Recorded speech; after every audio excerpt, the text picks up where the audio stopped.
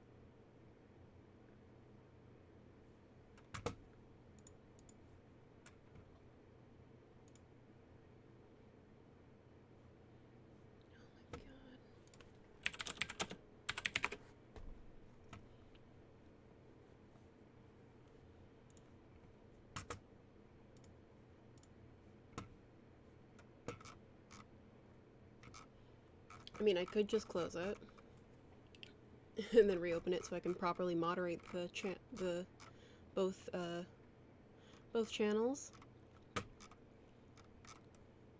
Multi-stream, default key, stream URL. I mean, everything's correct. This is annoying that I can't get the YouTube chat up down here.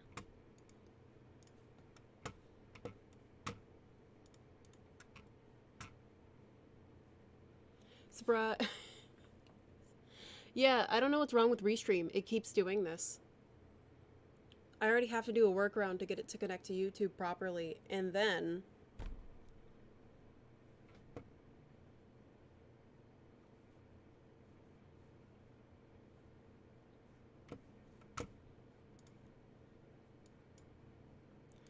Restream used to work so well until YouTube had that update.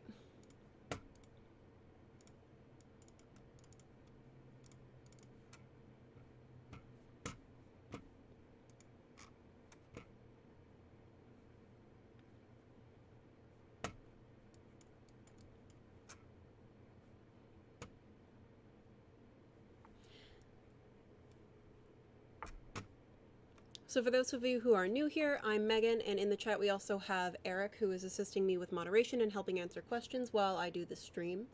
Today I'll say this again, today we'll just be making some winter wear, so a sweater, a winter skirt, and then a winter coat, and we'll be just designing from scratch to completion during the stream, instead of last time, which we did it halfway and we stopped midway.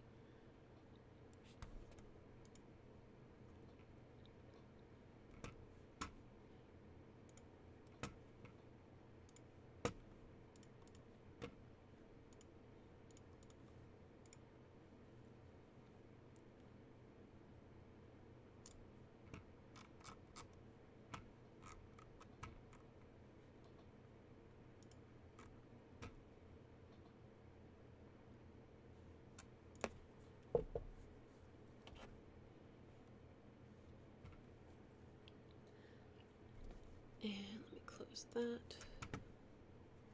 Move my screens around. Oh, why do I have multiple instances?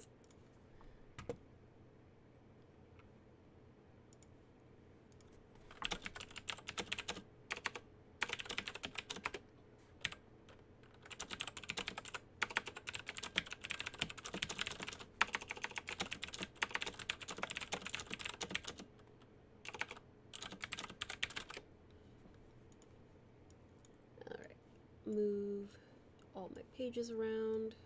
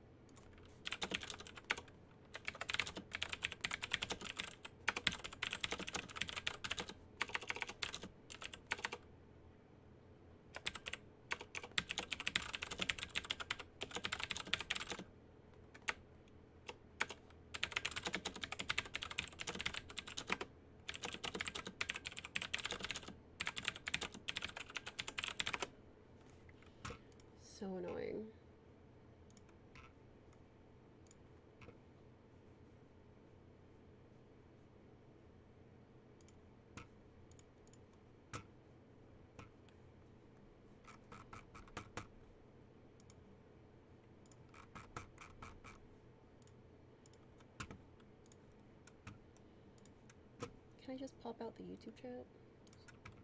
Control room. Thank you. Pop out the chat. There we go.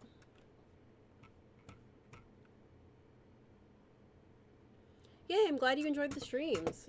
Alright, I've managed to pop the chat out for myself so I can see it while I stream, so I don't miss any questions. Let's see. Yay.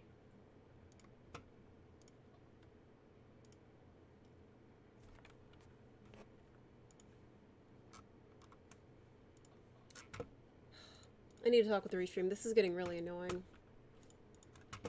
This should work, but it never does. It used to work as well, but here we are. Constantly having issues with restream.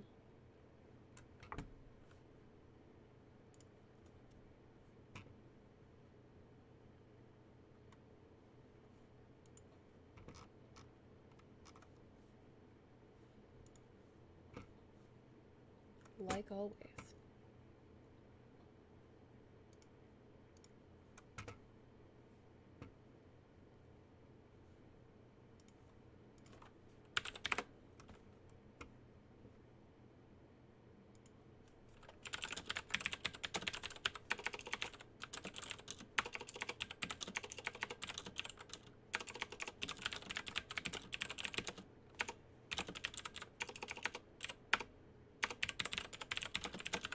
Welcome.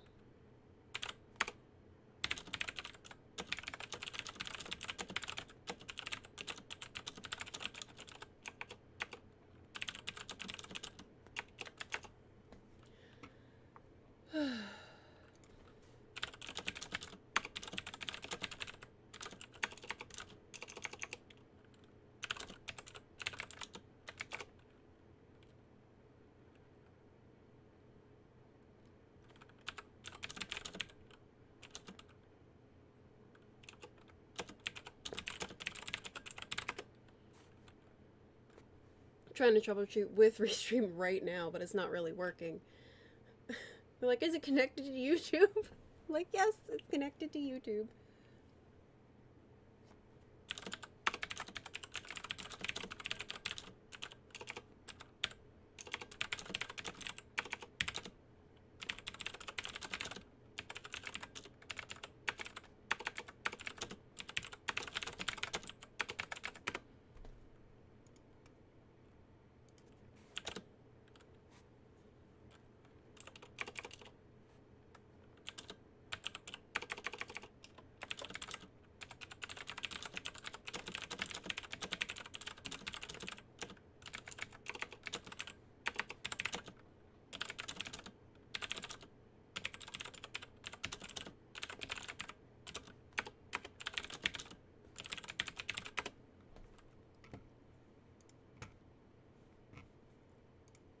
The subject for today is winter wear, so I'm going to be making, or at very least showing you how to make a knit top using, this is a design stream, so this is more of a patterning teaching lesson here. And so I'm making a coat, a wool coat, a knit top, and a knit skirt. The top, I'm using some pattern manipulation from our base t-shirt as well, and then the skirt I'm making it from scratch, and we are using some of the substance textures today as well.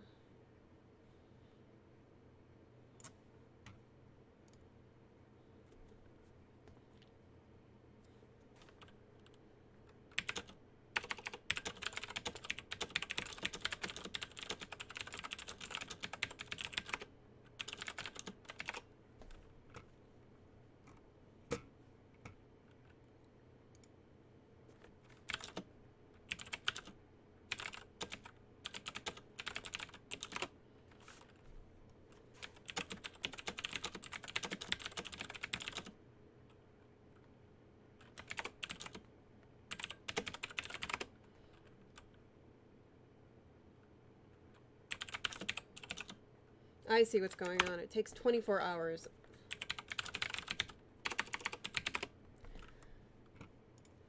To fix.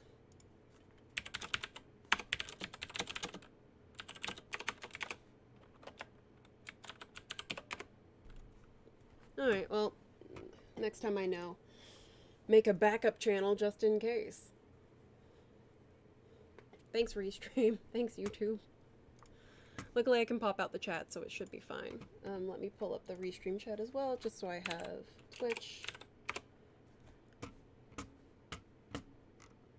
How much experience do I have in Marvelous? I literally work for Marvelous Designer. I work for the company.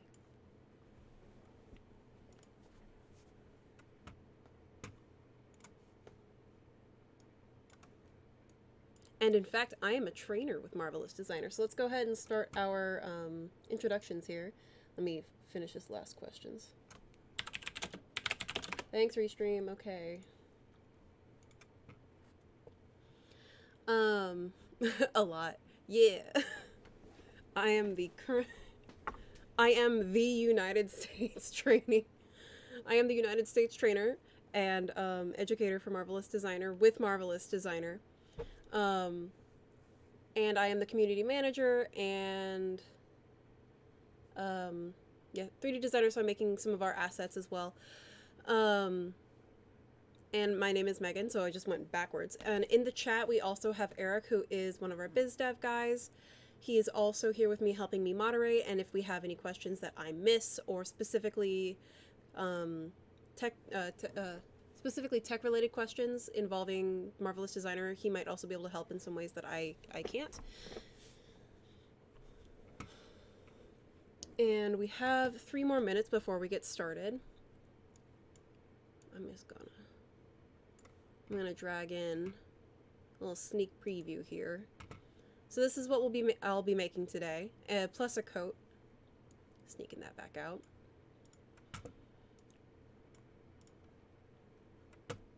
I don't think I need that. And I just gotta move around all my chats now, because I just moved that. Okay, move. That'd be great if I could grab the window. Okay.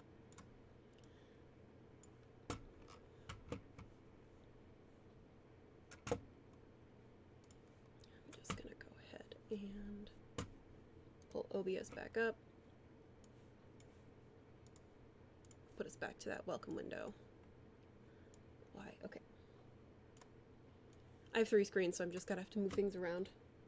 I did not anticipate having to open up multiple chat boxes, because Restream and YouTube don't like each other like they used to.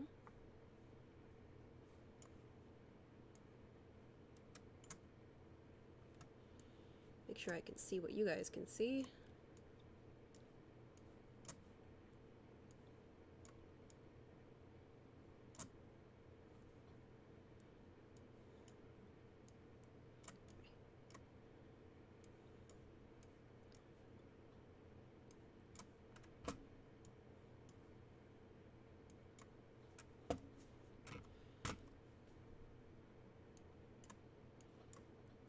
And can't make that smaller.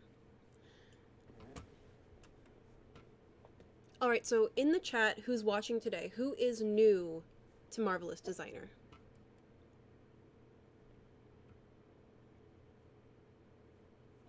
Who has never used Marvelous Designer before? In the chat, go ahead and say if you haven't, or if you have. Eric, you don't count. You've used Marvelous Designer before.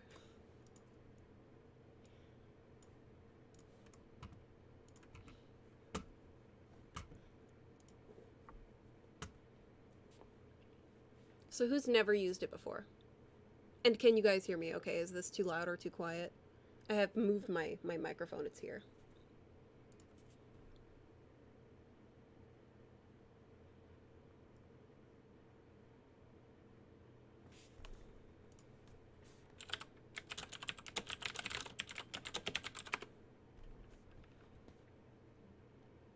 Okay, you've used 3 to 4 months, still learning, cool. 3 years.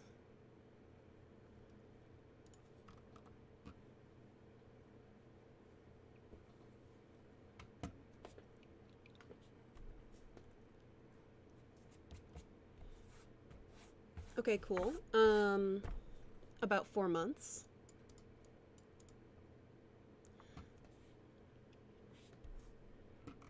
actually wish I could see how many people are viewing this.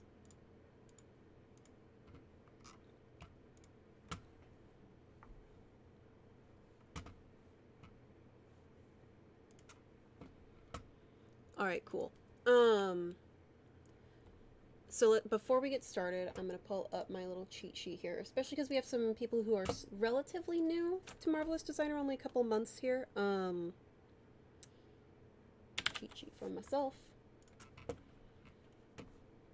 I'm going to drag and drop some of our tutorials. For those of you who are new,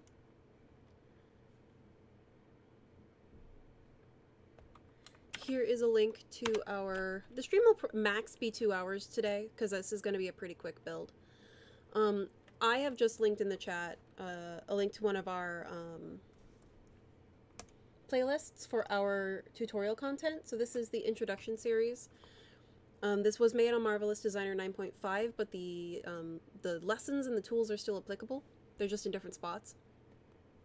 For those of you who are new, the tutorial series, the introduction, the basic garments are going to be really useful if you haven't already utilized them and made your own assets and t-shirts and pants. So feel free to follow those along after the stream is over. This is going to be another stream where it's going to be good for newer users and kind of people who are newer to pattern manipulation and pattern making. And then let me grab our basic links here. I am copying and pasting in the chat for both chats our Discord link as well, where you can go and speak with other users for Marvelous Designer. Copy pasting. I will answer your question in a second. In the Discord chat, in the Discord channel, we have a bunch of users on there who are power users who have been using Marvelous Designer for a long time, where if I'm moderating, so don't constantly PM me or DM me, but I will be moderating and watching the chat, so behave yourselves. As well as in the Discord, feel free to talk amongst yourselves. You can share pictures of what you're working on, and you can speak with each other about projects you're working on and problems that you might be encountering. And you can see if you can get some assistance from other users. And I think that's it. Oh yeah, let me copy paste the contact. And just in case if you're having support questions, here is our support link there. So the difference between Marvelous Designer and Clo is they are the same company. Marvelous Designer and Clo are specifically different divisions. So Clo is for the fashion industry, and it has features and specific tools that are meant for the apparel industry and for apparel manufacturing specifically, whereas Marvelous Designer is made for the film and FX industry and has assets and tools that are specific for that industry. So let's go ahead and I'm going to move. I wish I could just move this, but whatever. I have 4 chat windows up because that is my life right now. Or 4 boxes up on one screen. So let's go ahead and get started. So for the first thing I'm going to do is open up my library. So those of you who are new, the library tab is here on the left side. This is where I can customize my folders and my resources. So I actually made a substance folder with all my substance files. It's right here. This doesn't come with your base software. You can just click the plus sign and add a folder there. And so I'm going to go ahead and go to Avatar, Female version 2, and I'm just going to go ahead and double click to import one of my avatars into the workspace.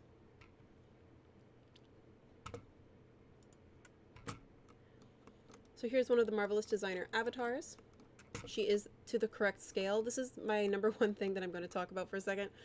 If you are using a non-Marvelous Designer avatar that you've made yourself, make sure your avatar is between 1,200 millimeters tall to 2,000 millimeters tall. If you don't know how tall your avatar is, go to Avatar Measurement, Height Measurement, and then you can check the height of your avatar. So she's 1,845.9 millimeters tall. She is within that range, so I know it's going to work with whatever project I'm working on in Marvelous Designer. because Marvelous Designer works at human scale. This is a problem a lot of newer users encounter when they're bringing in their own assets, is importing things at the incorrect scale. So make sure that your avatar, if it's humanoid, is around between 1,200 and 2,000 millimeters tall. Because if it's not, you're going to start encountering simulation problems, which is very common for newer users. So this first one, I'm actually making the shirt, so I'm going to be doing basic pattern manipulation. And in this case, I am going to go to our basic garments, and I'm going to actually grab this t-shirt because it's a good base for this. It definitely doesn't fit her, so I'm going to make some adjustments. This is a men's shirt, so I'm actually going to go ahead and just make this smaller.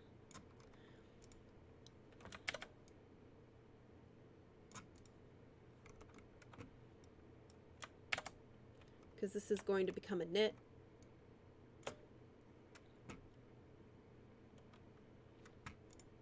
And I'm holding shift to size them all up together.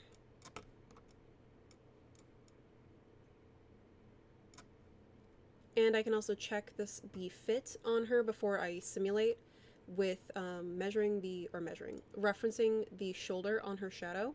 So this should be a bit of a closer fit on this avatar, because it is about the length of her shoulder, so it should be more appropriate. There we go. The sleeves are pretty big, so I am going to be adjusting the sleeve size. Cheating. And raising the armhole just a bit, and then shortening the distance that the sleeve will travel on the back and the front. And now the sleeve fits a bit tighter.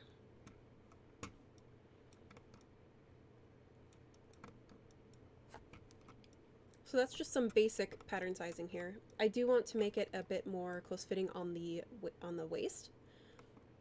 So what I'm going to do is just add some curve points using the Edit Curve Point tool, and just adding them about where her waist is. I'm keeping an eye on this. I can do it another way, which I'll show you. I'm measuring this at let's do 134 even. So I can apply that manually just by putting the curve point there, or I can be a little bit more specific using the Add or Split Line tool, and I can right click on the Add Split Line, and it brings up this pop-up window, which it shows I have two lines. I have line 1, which is this yellow line, and I have line 2, which is this blue line. It's letting me know line 1 and its measurement, and I remember it was 139. And so I have now added a segment point there. But I didn't want that to be a segment point. I really wanted that to be a curve point, so I'm going to right click that segment point and convert it to a curve point.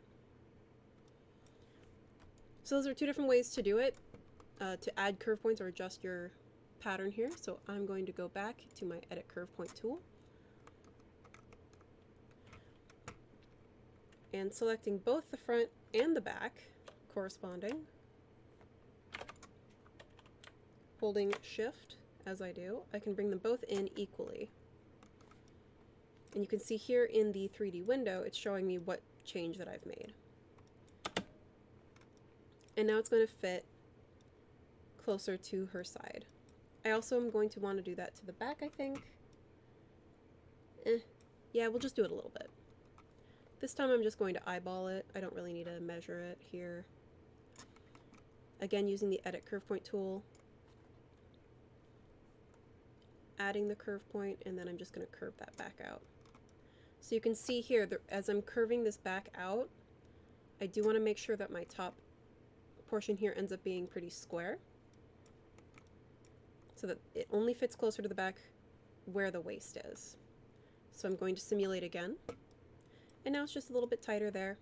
You can see this has become a point at the bottom, so to fix that, I'm just going to go ahead and add another curve point tool and square off that line. Little less square.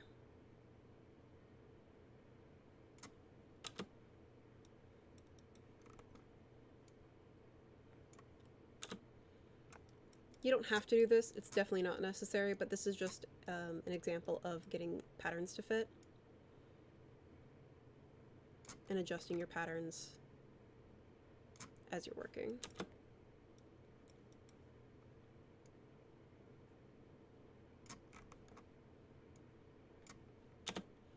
In this case, it doesn't really matter, it's just a knit shirt, so it's fine. I do want this to be there. It's a little severe, but you know what, that's okay. It's gonna be put into a pair into the skirt anyway. This fit here, I'm just gonna say, this fit here isn't ideal, but we're just gonna go ahead and move on. I would do more pattern manipulation, but that's not really the point, because this is just gonna be inside of the skirt.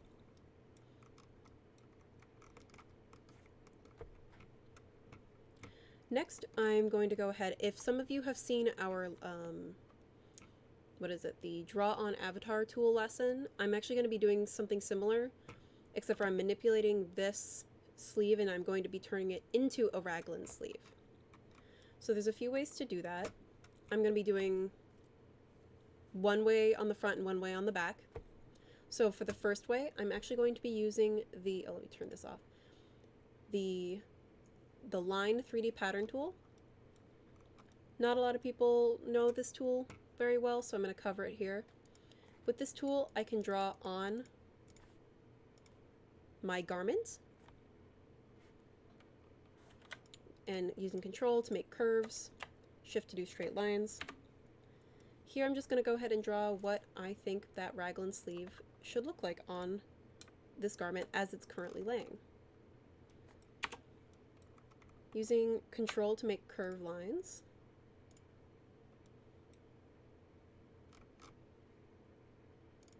And double clicking to finish. Now I can see how this would drape. It's kind of like using chalk in real life. Welcome, Dina. And so I can see here, I can make adjustments to it if I need to using the Edit tool. So if I wanted this to be more curved upwards, I probably need to add some more some more lines. I can also see how it's going to look in my 2D window as well. So we're going to pretend that I like this. So I'm going to go ahead. I like to choose convert to internal shape so I can make this a bit more cleaned up. But you can already cut and sew if you want to do that here. I'm choosing convert to internal shape so I can edit this pattern, because it's going to add more curve points than it had earlier. Going ahead editing those curve points, because I'm just going to make this pretty straight. Let's see. This way you can just keep fiddling with it. I like this shape a bit better, so I'm going to stick with that. And then on the back, I'm going to just do it in the 2D window itself, using the internal polygon or line tool. And I'm just going to draw from the neck directly to the pattern.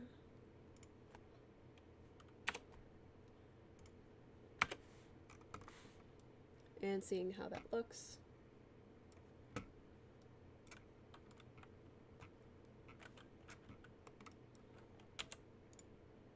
I want this to be a bit more closer to the center of the neck. Referencing the one I made yesterday. And we'll add a little bit of curvature. Oh. Wrong button.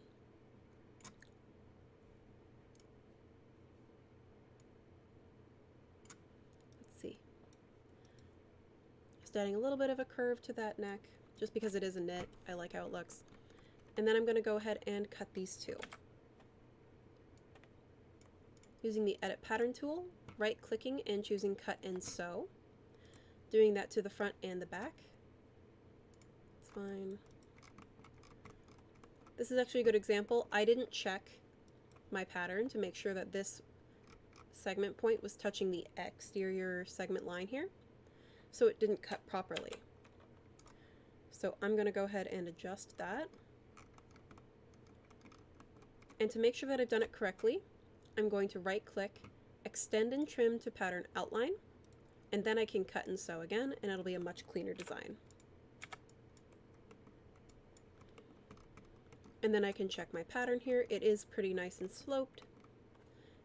So let's go ahead and twist this back up.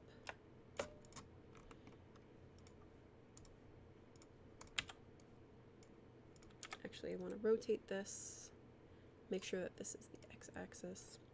So it looks like I did make a little bit of an adjustment without meaning to. There. And now I'm just cleaning this up so it's flat. Double checking that by rotating to make sure the bottom is the x-axis. Okay, that's flat. And then I'm going to make this into a raglan sleeve. So a raglan sleeve, let me adjust this so you guys can see it before I put it together. A raglan sleeve is basically, as you can see, I'm building it. It's going into the neck, and the sleeve is entirely one piece across the shoulder. So to do that, I'm actually going to go ahead and take this pattern, and I'm going to merge all of these pieces together to turn this into then a raglan sleeve. So the first thing I want to do is merge my shoulder pieces together using these edit sewing tools so you can see it. These have a sewing relationship, and with that relationship I can use merge. So I can right click and merge those pattern pieces together.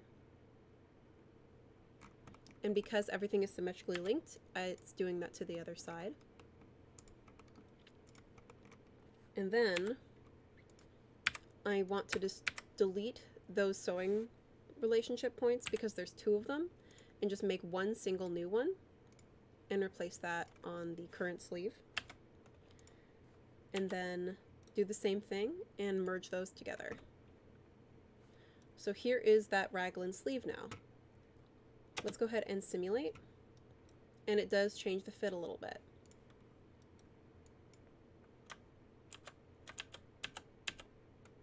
So what's happened with the raglan sleeve, and for I'll show the stress map as well. I'm losing a lot of volume here across the shoulder, so I'm going to be bringing that back in by adding making the angle softer on the sides. So again, I'm going to go ahead and merge them so you can see. Merge. Oh, this is a little, alright. Didn't do the same merge, but that's fine. Let's go ahead and simulate. The fit's better. Because the fit's different because I merged it using the shoulder as the base. Let me go back. I'm going to use the sleeve as the base, and you lose a lot here, and that's what's causing the sleeve and all of this on the neck to go upwards. So I can adjust this by adding, I'm going to show you this, and then I'm going to take steps back here. So this is causing the loss of volume here at the shoulder where it's joining is causing this to sit higher than it needs to. So what I'm going to do to fix this is actually, let me grab the edit pattern tool, is you just pull this out more. So as you can see here, I'm bringing back the volume, and it looks just like it would when I merged the upper shoulder to the lower sleeve. So taking steps back, I'm going to go ahead and remerge just so you guys can see using the upper sleeve. Merge. And this is what it looks like because it's only sewn. Zooming in.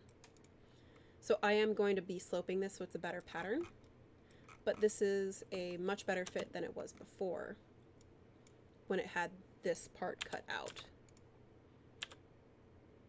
when it was like this. But I do want to clean this up a little bit, so I'm going to go ahead and do that.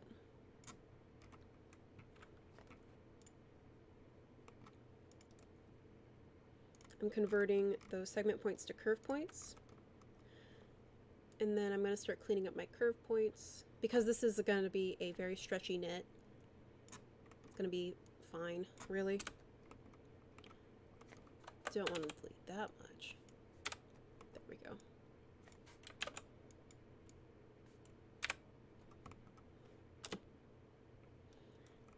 There we are.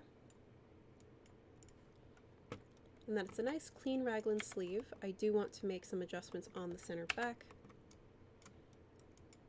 just because it is relatively high.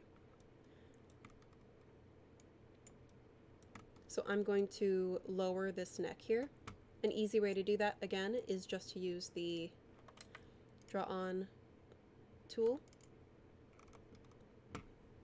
The 3D garment tool, and I can actually reference here what needs to be manipulated. So all I need to do is then, I can either cut this, which I can do, or I can move these pieces down. But since they are symmetrically linked, I'll just go ahead and right click, convert to internal shape, which is my personal preference, go back to the edit pattern tool and choose cut. And that slices off all those extra pieces so that I can delete them, because I will be adding a collar to this.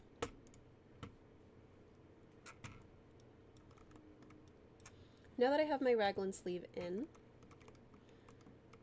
I do notice that it's a little long for what I want to do, so I'm going to go ahead and rotate this again, because I can see it's not on the x-axis, just slightly. There we are. I want to make these sleeves shorter, so I can do the same thing and cut it, or I can use the edit pattern tool and just raise that sleeve. And then I do want to curve this. Again, using the edit curve point tool. This is much cleaner than working with Bezier curves. Using the V hotkey for that specific tool just now. And then I can check the fit.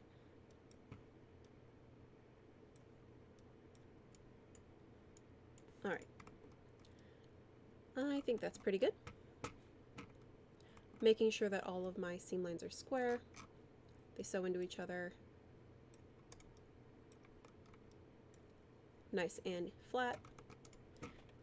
Then let's go ahead and, so what I did before on this, I'm going to pull this over here so you can see it as the reference image.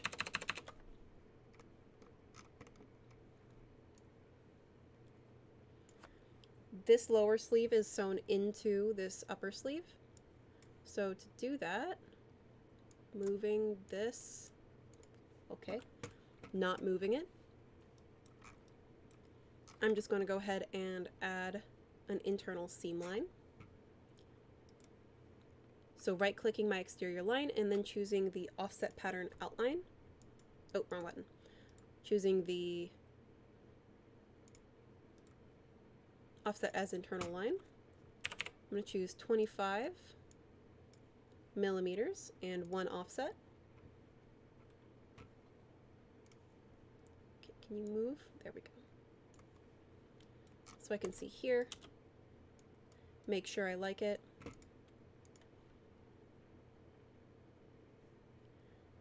And then we'll go ahead and move forward here. Next, it's pretty simple. I'm just adding a bit of a bell sleeve here. Thank you, Joe. And then I'm going to throw this this large rectangle that's just going to be gathered onto my avatar.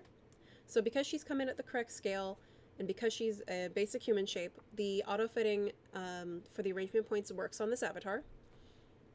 And so I can actually use the auto-fitting to place this on her and see how tall my rectangle is. It's definitely too tall, so I'm going to make it shorter.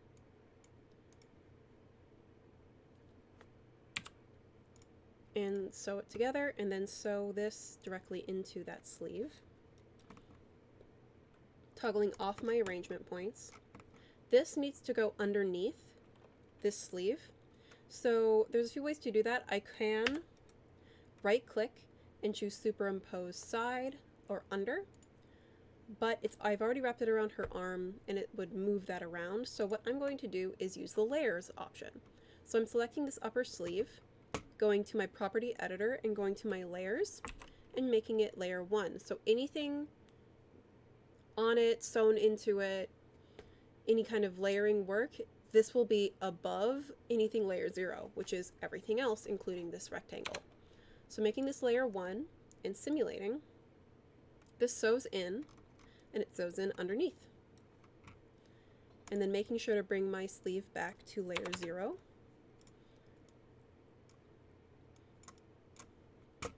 I can keep working now. I can see here already, bringing this down to 10 particle distance, that I want this to be a lot bigger.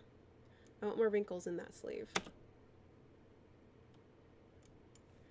And before we move forward, I want to see how it's going to look as I'm working.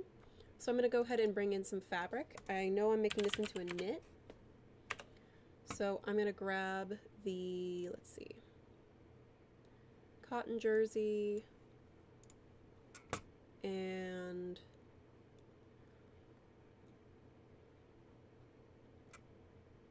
rayon jersey.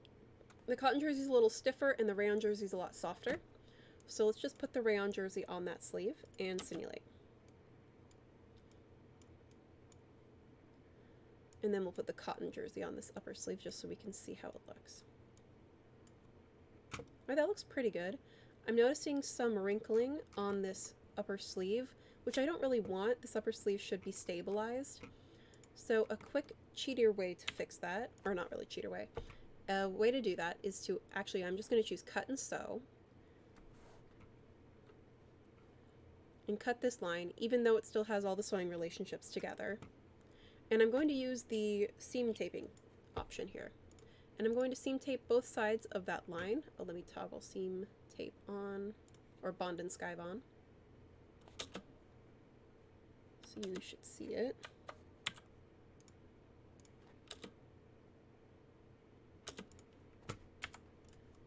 Bring that back to layer 1 so it pops back out.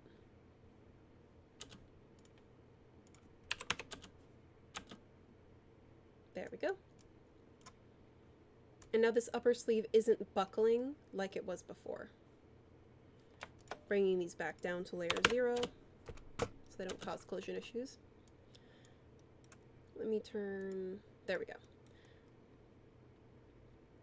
I've swapped over to textured surface, but not thick textured surface, just so we can see it a little bit easier. This sleeve now has a stabilized seam here, and it's making it so that all the wrinkling and puckering is going directly to that undersleeve, which is what I want, which is the look that we're going for.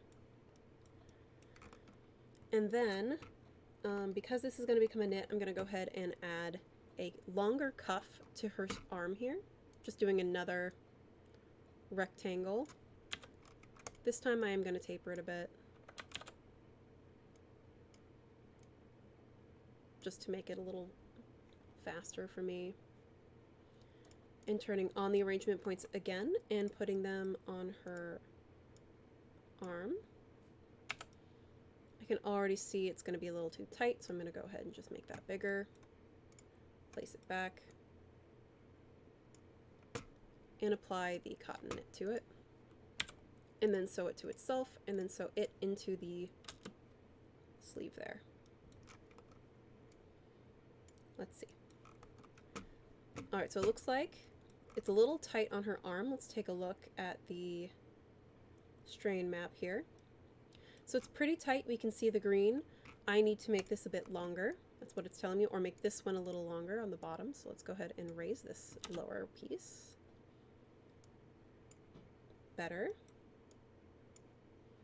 And let's make this piece a bit longer as well. And it's sewing into her arm. Let me make this 10 particle distance so it's a little bit cleaner looking.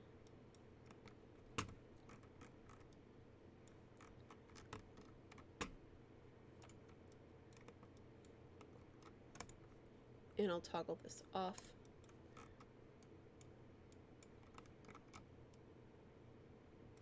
I do want this to be a little bit wider.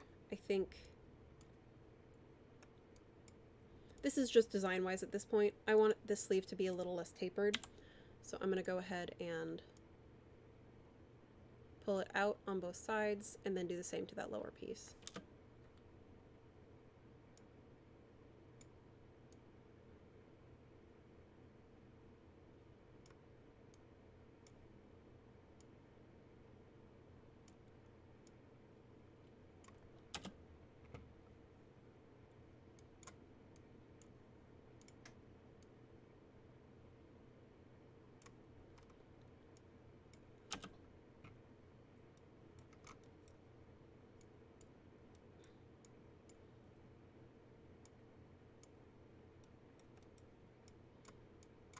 There we go. That looks a little bit better.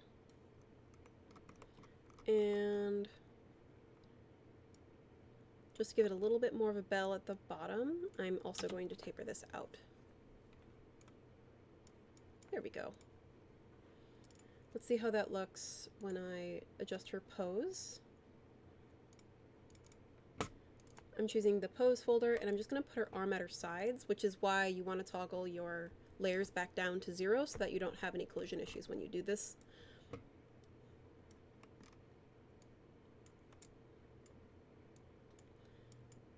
Because see, I want to check and see how this drape looks, make sure that I like how it is.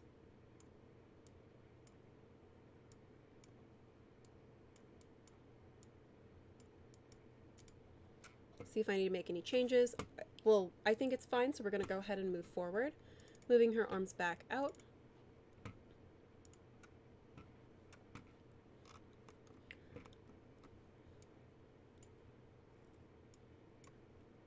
There you go. And I'm going to go ahead and copy this and paste it to the other side, which is why we want to always work on the half or symmetrically if you can.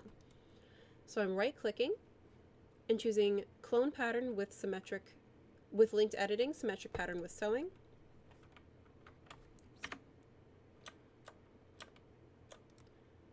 Control D.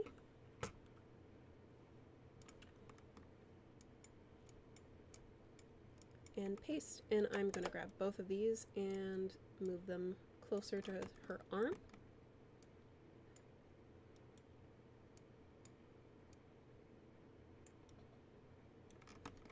Again, making this sleeve layer 1 to make it easier as I simulate it into the armhole. There we go.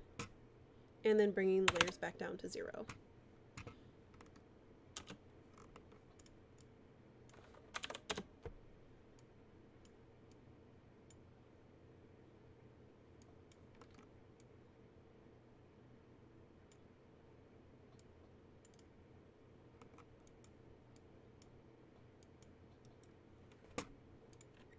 I think I want to make the sleeve a little bit wider. It's a little tight on her arm, causing some fit issues here. There we go.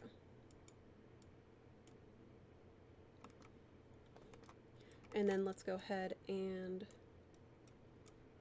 play with it a little bit. Yeah, I love layers. Layers is one of the tools that a lot of people don't really know how to use, but it's really important to helping yourself as you're working. Why are you guys saying Christmas? Merry Christmas. So let's go ahead and add the collar now. I'm going to do a simple collar, and then we'll see if we like it or not. I'm going to measure the half here. So I'm going to measure the collar on the half scale, so I'm going to go ahead using the edit pattern tool. I'm actually going to click my line segments here, and you can see in the bottom right hand corner is a measurement or a number, and you'll see 46.5. It's really small, but it's 46.5 to the bottom right hand corner of my mouse, and holding shift I can select more lines together. So I've selected all of my lines just on the half, and I have 220.2. So that's telling me the line length that I've selected. So I'm using the create rectangle, and width I'm going to make that 220.2. And I don't need it to be 500 tall, so we'll do it at 25 tall. 30. And then I'm going to unfold this with symmetric editing, and then toggling back on my arrangement points. I'm going to do it from to the back. Create the beginning of this collar here. So again, this is going to be a knit. It's going to be kind of tight, so it might not fit right now because we haven't accommodated for stretch whatsoever. So let's go ahead and sew this using the half because it is symmetrically linked.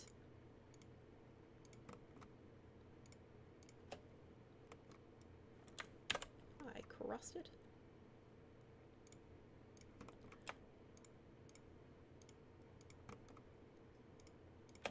And letting go.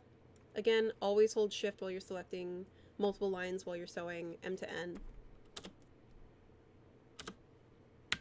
And then using the N hotkey to segment sew the center back. So here I can see this is the exact length of the collar around her neck, but it's going upwards and I don't want it to do that. So there's a few ways that I can do this. I can just shorten this by, 80%, 75%.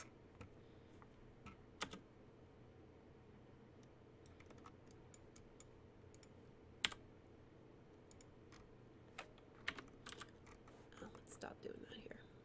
Reset. Okay, good. And then I can just check my sewing. It's still too wide, especially on the top. So I'm just going to delete that lower sewing.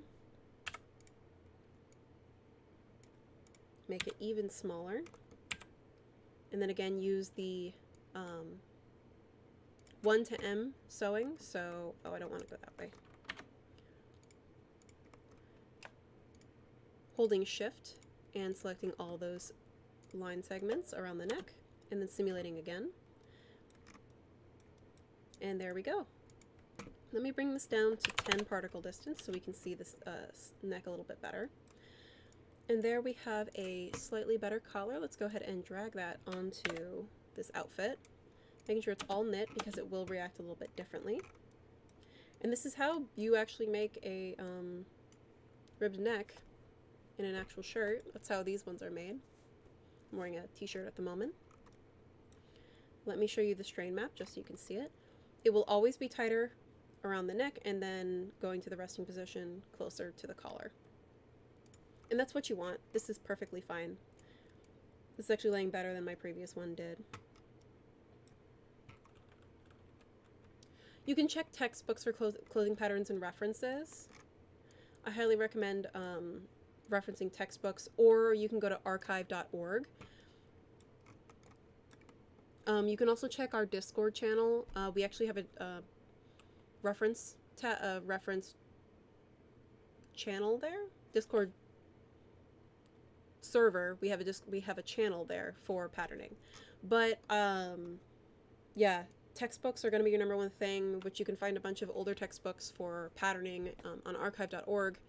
Or I use my own patterning textbooks that I have as well. Or you can reference actual patterns. Like you can just look for like a knit pattern online and you can see how they work. But you can also use what I've just done here, which was I used the t-shirt that already existed in Marvelous Designer and then started making pattern manipulations.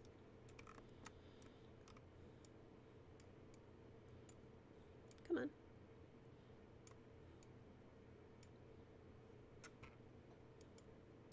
But the free ones that are in public domain are always going to be on the archive.org, so always check there. You'll find some really interesting and also some historical patterns as well. Alright, so I do want to make the neck maybe a little bit taller.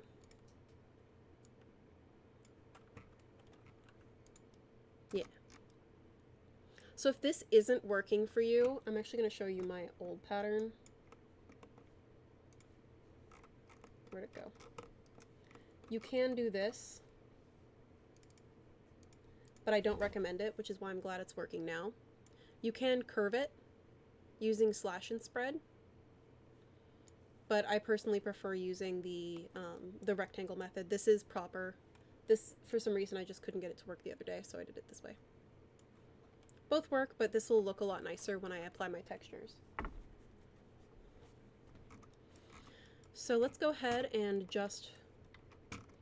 apply the textures for the shirt here. Going to my library, going to my substance folder. It'll take a minute.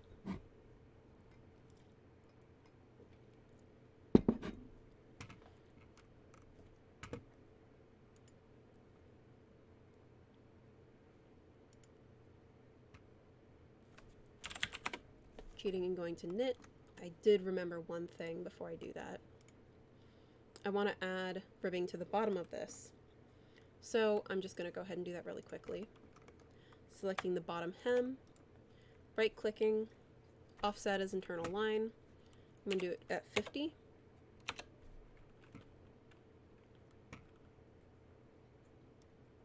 So we can see it here. And then just doing cut and sew. And to make this cleaner as well, so it's causing points on her hip here. To make this really clean and how an actual sweater would be made, normally a sweater like this is going to be made in a knitting machine, so there's no actual seams aside from the raglan sleeve. So I'm going to go ahead and combine all of the hems here. Again, using the merge option.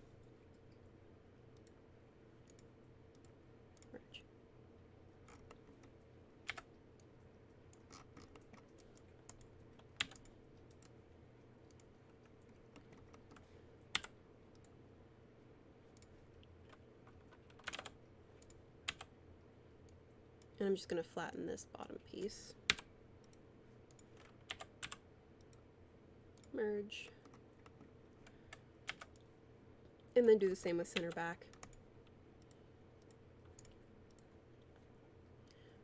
Now this is a curve. I'm just doing this really quickly so it prevents any sort of angles from happening when I merge this. So I'm going to go ahead and delete the curve points on the center back here.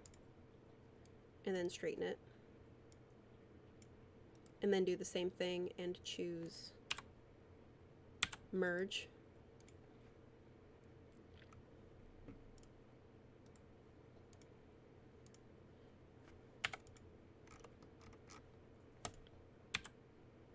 If it'll merge, please.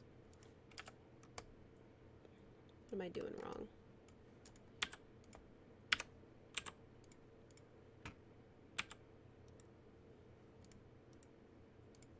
There it goes. And I'm just going to keep the seam on this side here and simulate. And now I have one whole piece here that'll be really nice and easy to make into a ribbing.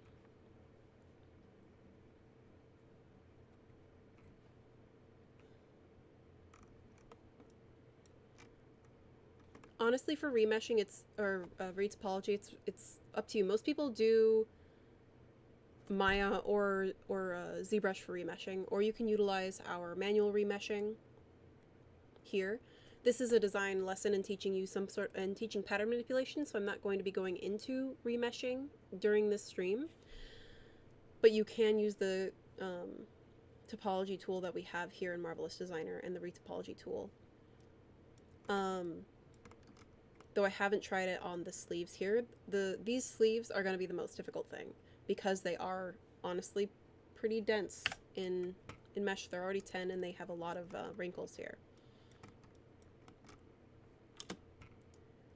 It's honestly whichever tools you prefer and that you're using the most, that you have the most familiarity with is what you're going to be the most successful at already.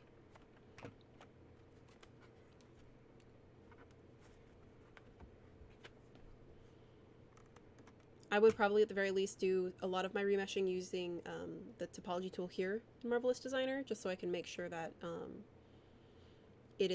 I'm not manipulating the pattern at all, and that I bring it into whatever program I would prefer or you would prefer. But moving forward, because I have 2 more garments to make, after this, let's go ahead and apply those textures that I was talking about earlier. Yeah, thank you, Eric, in the chat. We don't have an auto remesh feature at this point, but use whichever remeshing options you honestly prefer. And last but not least, I'm merging center front because it is still a straight line.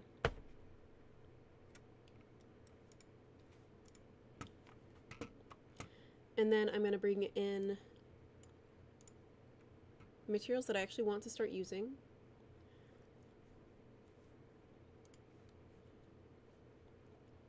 Which are those knits. Don't want that one. Yeah, I want the cable knit and and the rib knit. Okay. I'm going to be making this one first. Let's go ahead and drag it and drop it. It is super zoomed out, so zoomed in. I'm going to use the edit texture tool or the T hotkey. Select the one that I've dropped it on and zoom out to my preferred size, and this is actually really great.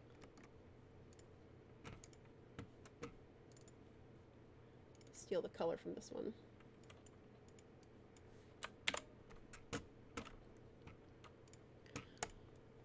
I want this to be green because it matches the design that I've made, so I'm going to go ahead and edit this texture here on my fabric. Double clicking, this is a substance fabric or substance texture. Fabric color is what I want to edit right now. I've already copied, so I'm going to paste the color that I want. Choosing OK. I don't want any dirt, and I want less weathering, so these flyaways. This is a brand new runway top, I've decided. So I'm going to go ahead and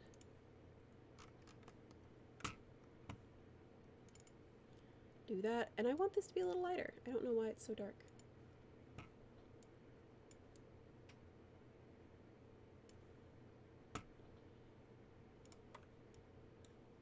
Yeah, that's better.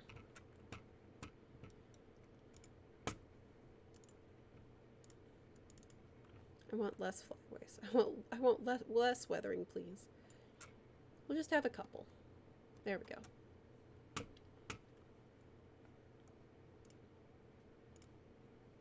And keeping the preset at the knit cotton jersey, I think. Let's see. Oh, that's basically the same.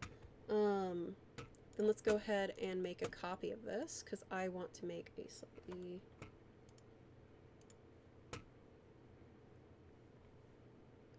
smaller one. No, I'm just going to take the cotton jersey, I think. Steal the color by going to color, eyedropping, and then I'm just going to drag and drop that on the rest of this.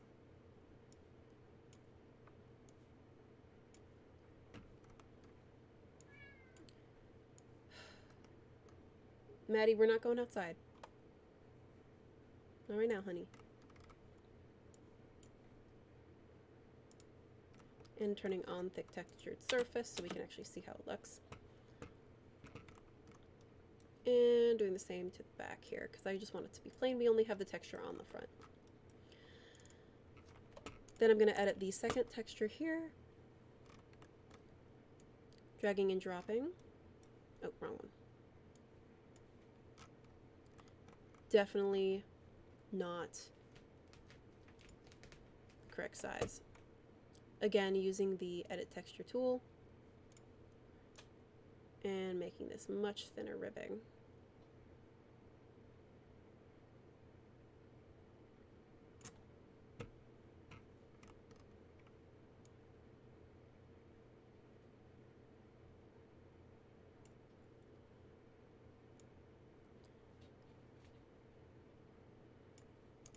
There we go. Don't want it to be blue, but that's okay. We'll adjust that in a minute. And then we'll apply the ribbing to the sleeves as well. I know. If you guys hear the cat, she's frustrated that I'm not letting her out of the room at the moment. I know.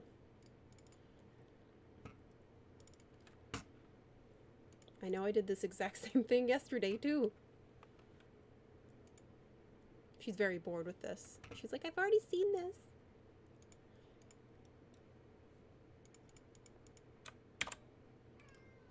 I know. And then I'm just going to check and make sure that this looks the correct color. I do want this to be a little darker, just because they are different substance textures. They're not always going to match each other.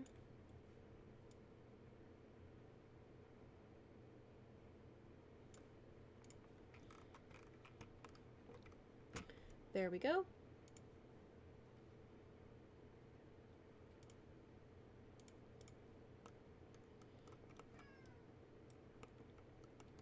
And that's pretty much it for this first shirt. So I'm going to go ahead and, yep, you're right, Maddie. I'm going to go ahead and go to File, Save as Garment. Go to my desktop, and I'm going to save this as, I'm going to make a new folder, actually, new folder. We'll call it Outfit for now. Outfit, alright, that's a thing. And we're going to do knit shirt.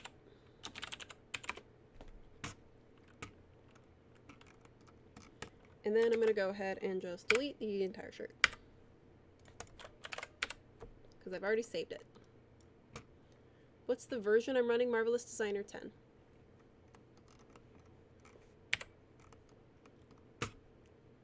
And I'm just going to go ahead and refresh my screen.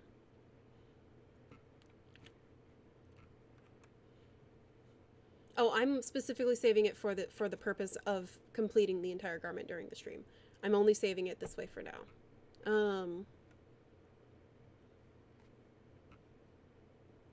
It does save a PNG. It does save a PNG preview file. I believe it's a PNG file.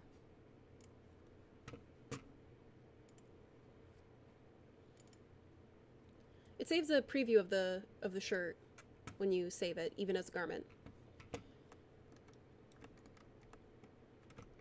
It saves two files whenever you do that, including when you make a project.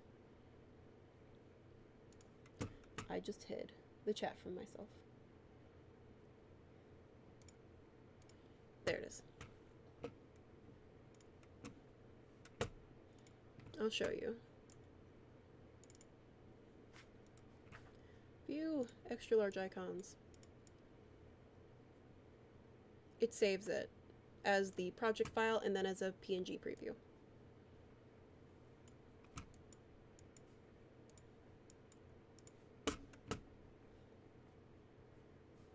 And pulling the chat back up. To not save out. Oh, is there a way to not save out? I mean, you can just delete it after you do it, but it's generally saved with it as a preview so that you can open it later. So moving on, I'm going to go ahead and zoom out and check my pattern real quick. I'm going to be making a knit skirt next. And this is going to be a knit, this is knit on knit, and then we're going to have a jacket over all of this. Yes. So first of all, I'm going to go ahead and make her waistband.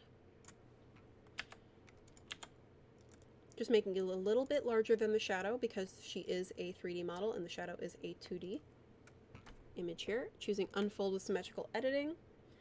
And then I'm just going to go ahead and put that on her waist and create a sewing relationship. What is it? I'm teaching. And then simulate. Bring down the particle distance to 10 so it looks a little bit better. And then I'm just going to throw that there. It's a little high on the waist, so I'm going to go ahead and just pull it out and make it smaller. Or make it larger so it should lay lower when weight is applied.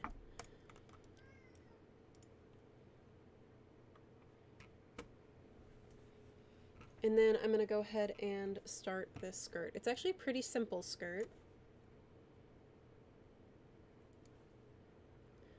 Just going to go ahead and start with a rectangle, actually, which is really funny. I know.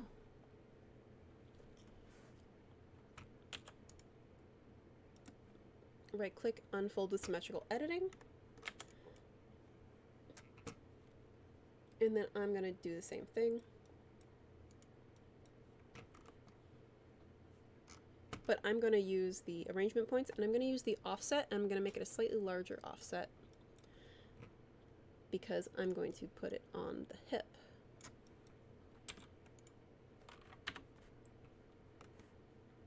And I'm going to be doing a lot of manipulation, so this isn't going to be perfect. What?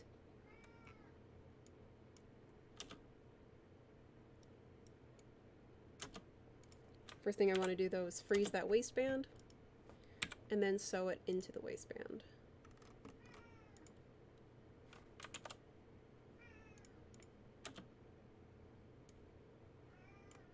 Yeah.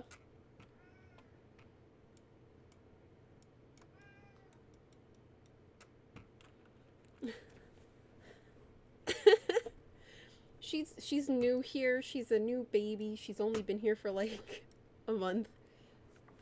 Maddie, I know you're grumpy. She's just like, let me out right now. I want to go see the world. So I can see here, this is actually going to be adding a flange here, so let me show you what we're working for, working towards. So we're working towards this shape. This is actually the final shape it's going to be. Okay, broke it. That's fine. So what I need to do is add some more points here. So here I'm adding a hip point and a extension point as well. So I'm going to pull this bar out and then make this a bit more curved. So it goes around the hip. I want this to be less towards the back, so I'm just going to pull it, make it so it's correctly and properly on the waist. Because this is a knit skirt. Yes, this is a knit skirt, Maddie. You don't like wearing skirts, so stop yelling about it.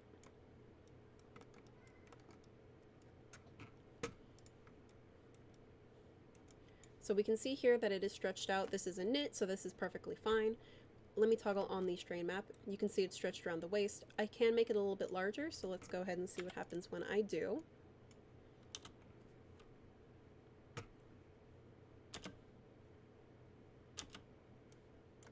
There you go, that's a bit of a better fit. Let's check that strain map, because a shirt is still going underneath this, so that's important. To a little bit of ease here. Yes, exactly, Maddie. And I do want to add a curve to the bottom here because I will be adding that little extra design point. And this is actually laying pretty fine on her hip. You can lower it, which is what I did previously, to have it come out further. We'll just leave it like that. And then I do want to curve these lines though. So using the edit curve point tool again, and then just making sure to square out those lines. Next, using the edit pattern tool, actually I'm going to check my sewing really quick. Nice, I guess correct. Oh, that's really close. Yeah? You want to show everybody? You want to say hi? No? Okay, you just want to scream? Okay. It definitely doesn't crash very often. Marvelous Designer doesn't. Unless I've broken something. Actually, unless you're importing an avatar that's too large for the workspace. That's when it's definitely going to crash. I mean, I'm streaming and working with Marvelous Designer, so it hasn't crashed yet. I think the first thing that's going to crash is that cat. Yeah, let's see. Do I want this to curve in more? Yeah, let's do that. Let's curve it in more, because that is how my pattern is. And again, we're going to go ahead and convert those to curve points. And strain it out a little bit. There we go. And then I'm going to measure this line just by clicking it. It's 638 millimeters exactly. So yep, Maddie, thank you. I'm clicking once into the 2D window and choosing the measurement, 638. Wait, how much was it again? Maddie, how come you didn't tell me? It's 638. We'll make it 638 tall. And I'll leave it at 500 wide, just because I'll make it smaller. Yeah, it looks harder than it actually is as soon as you start working through it. I'm glad you're understanding this pretty well. That means I'm doing a good job teaching or showing you how to build this. So then I'm just going to go ahead and sew this into. Yes, I'm sewing it directly into the back pattern piece. Thank you for your help, assistant, Maddie. Yes. So what Maddie was saying is that I could just simulate this and have it slingshot into my pattern or into my skirt, but I don't want to do that because that could cause some collision issues. So what I'm going to do instead is in the 3D window, right click it and choose superimpose side.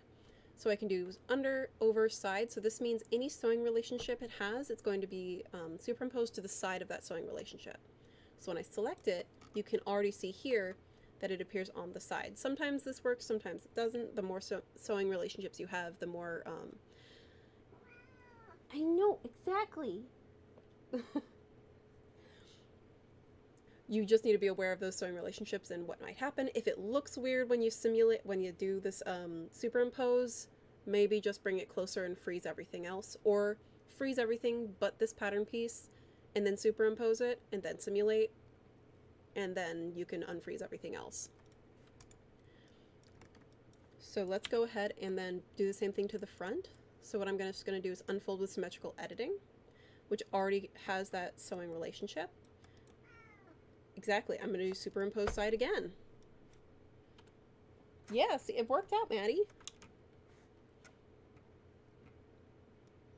Nah, cats are cute. I like cats. And dogs. And now that I've simulated, I have my little design detail here. It's definitely longer than I wanted, and I didn't really want this point. For me, you couldn't leave this like this. This is where you get to play around. This is the design stream. So you can do what you want, but what I want to do instead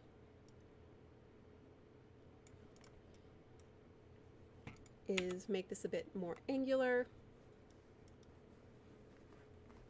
Yeah.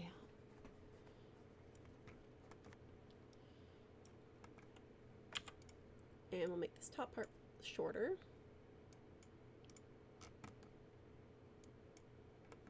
Fine. I'll do that in a minute. So I'm going to curve this just because you wouldn't have a sharp point like that. I'm going to cheat using the smooth curve tool.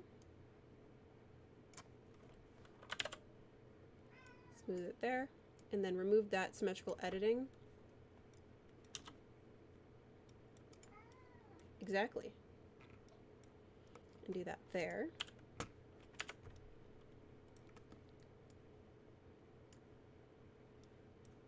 Which then pretty much finishes this design. I do want to adjust this lower point here, just so it slopes a bit better.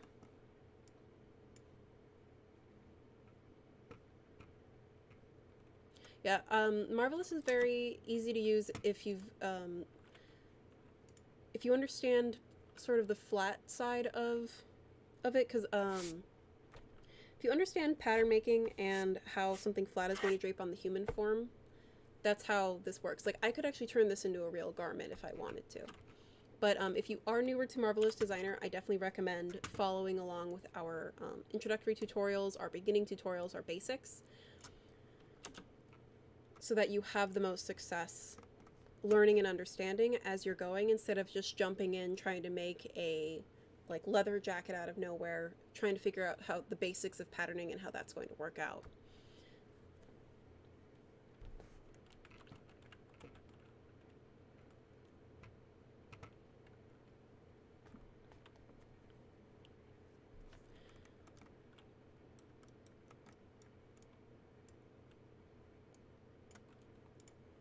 It depends on the design for retopology. Because you can always do a lower res and export that and then texture bake it.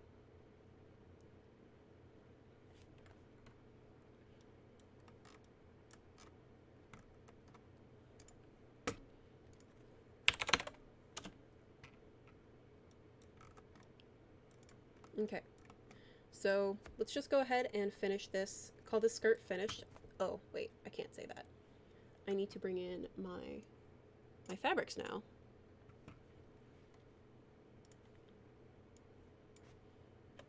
Dragging and dropping onto the skirt because I want it to be a different material.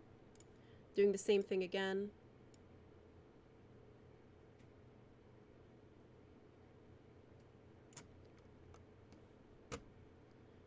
And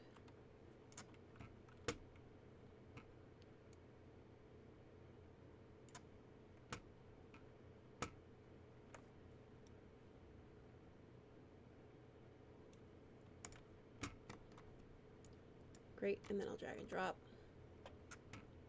And then this one I want to be an orange because this is a winter outfit. Going to color. See how this burnt orange looks. That's not burnt enough.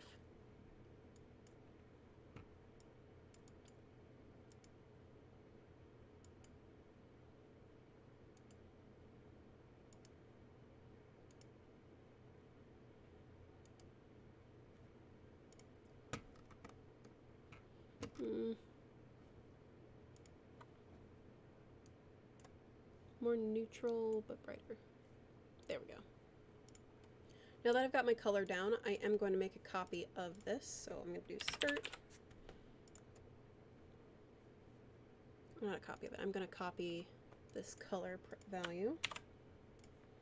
And then make a copy of fabric 3, which is that ribbing.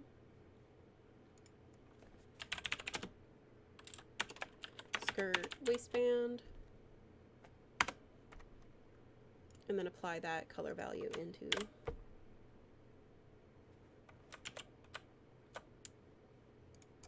or accidentally copy the other one. It's fine too.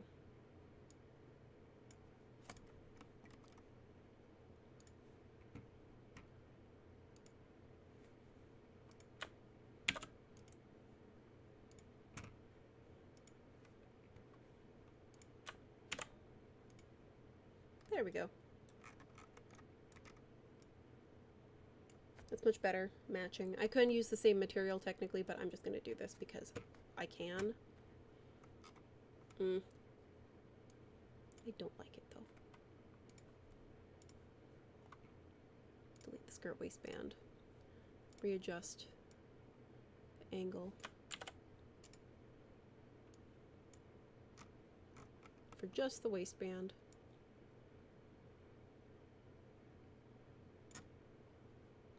And the scale. Yeah, that looks better. It is the exact same material, so.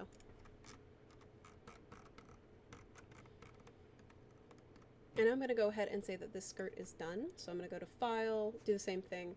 I don't really need to save my project. I'm just going to save my garment as skirt.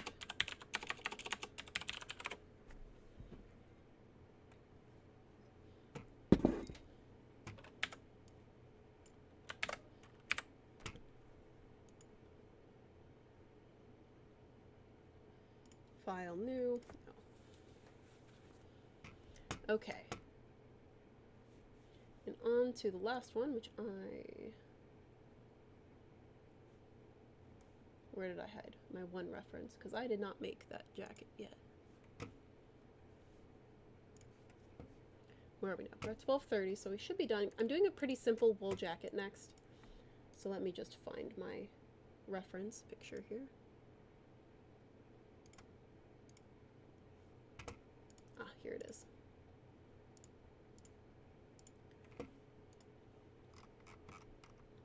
Okay.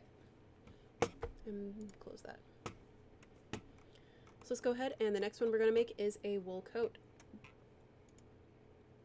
It's just going to be a longer jacket. And because this is actually really easy, I can make it from scratch, but I can also, which a lot of people don't know is a thing and an option, is use the modular configurator. The modular configurator. These are patterns that come with your program, that come with your Marvelous Designer, and they're free. I can choose a trench coat. I'm going to choose the set in sleeve, and I just want a center front, so with a single button, and I want a, let's see, basic 2 pattern sleeve. I didn't put her in the correct pose, so I'm going to go ahead and do that. Going back to my library, going to my poses for Avatar version 2. I've frozen the pattern so that she, while she's simulated and moving back in, doesn't cause any collision issues for this pattern. And then I can unfreeze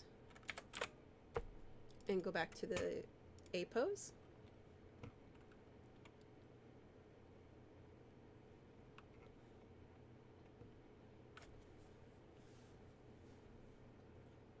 Ah, yes, thank you, Eric, in the chat.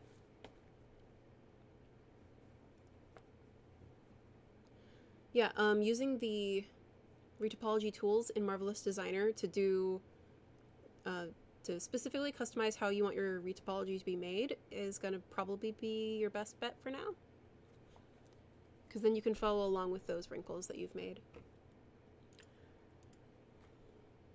So I'm actually going to use this pattern as a base for a larger collared coat with a 2 pattern sleeve here.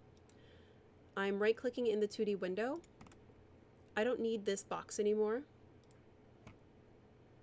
And I'm going to remove my modular relationship. Because this already has the kick pleat that I want. It has a lot of the pattern elements that I really want to keep. I don't want this tie, so I'm going to go ahead and delete that, as well as the little waistband tabs in that internal line. I do have an art station, but I haven't put anything on it yet.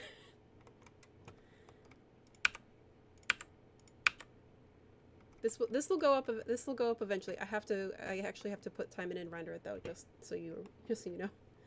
So you might see it later. I might share the art station much later. So right now I'm just doing pattern cleanup. I don't need a lot of these pieces here, so I'm going to use the tools, and I'm just removing these buttons because this is going to be a very basic coat here. It's like a little bit New York style, a little bit like, oh, I live in Los Angeles and I don't know what winter is kind of a look.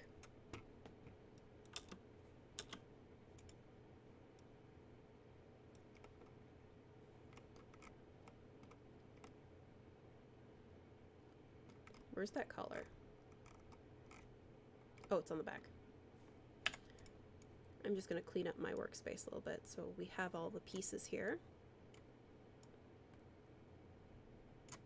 before I move forward.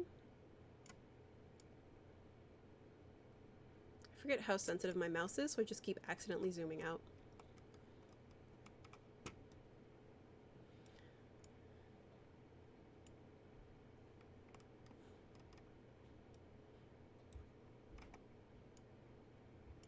Okay, this has a roll line that I don't want.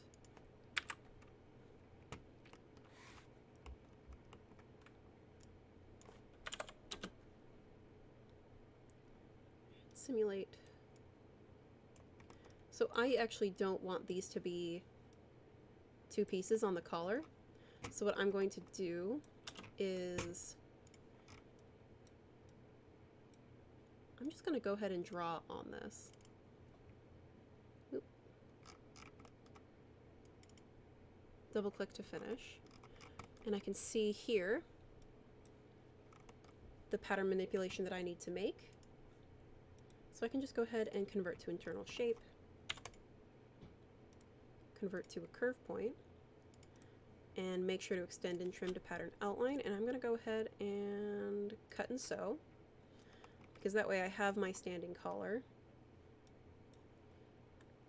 And let's see what happens when I merge this pattern piece.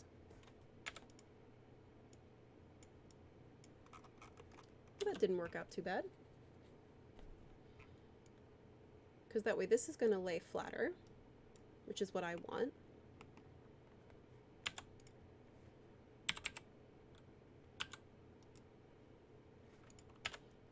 Turning off simulation. I'm just going to delete these.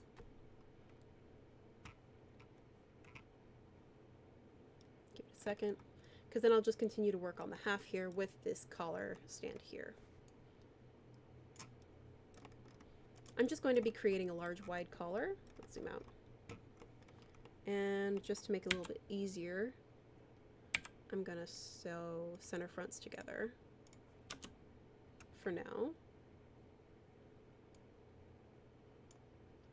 so I can start adjusting this design.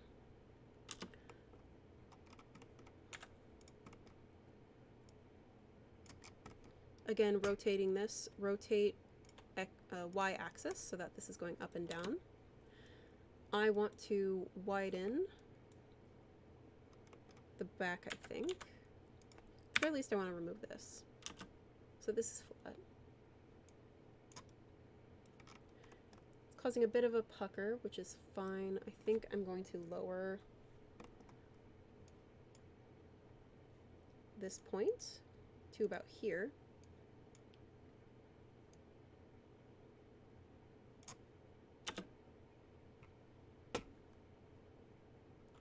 And then I'll just actually add a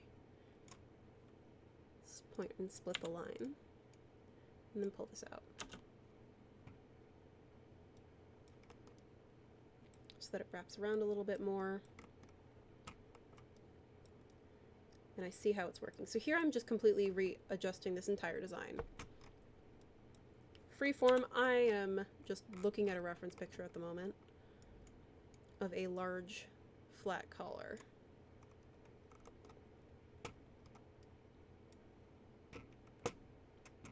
I think I know what the pattern manipulation is going to end up looking like, but we're going to do a little bit longer of a design process here.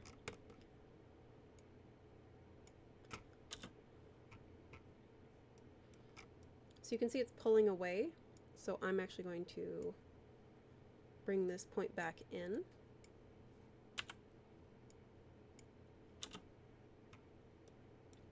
So that it is, at the very least, matching up with this center back line. Because if this was still over here, then it would be pulling in as soon as I simulated, or as soon as I unfolded this pattern piece, and then it would cause some more fit issues, which is something I don't want right now.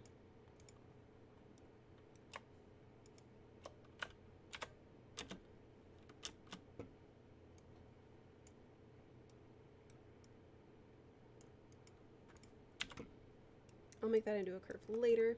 Okay, next I'm just going to go ahead and pull out the center front here. Again, I don't want to adjust anything below this point, so I'm adding a split line here, and I'm going to pull this out.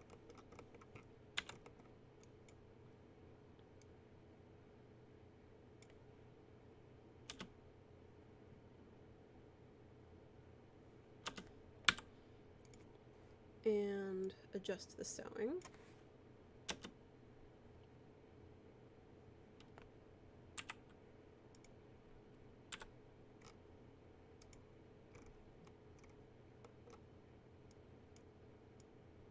We can already see that it is not the correct size, so I'm just going to go ahead and delete it.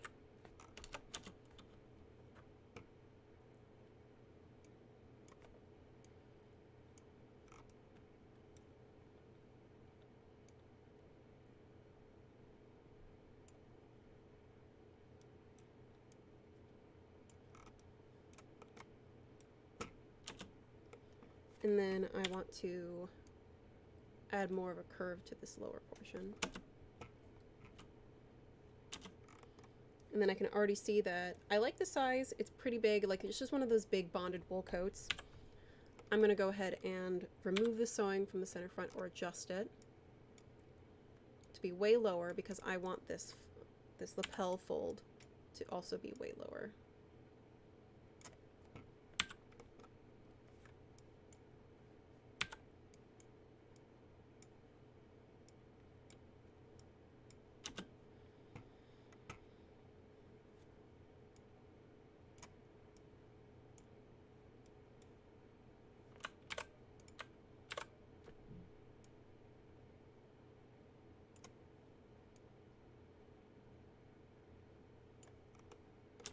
Okay, I've made it a little too high, so what I'm gonna do is just pull this back down.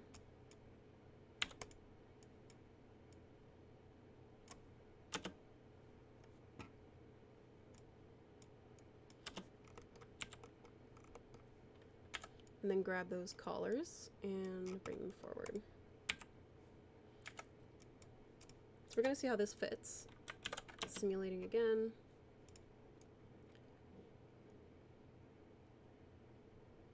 And, oh, looks like I undid all the sewing on that. That's fine.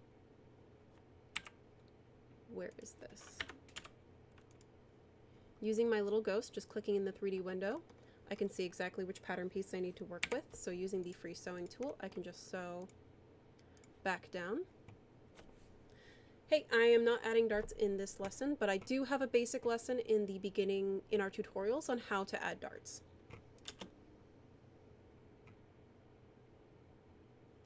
So if you go to our tutorial in our YouTube channel, you can see the darts and the dart tutorial there.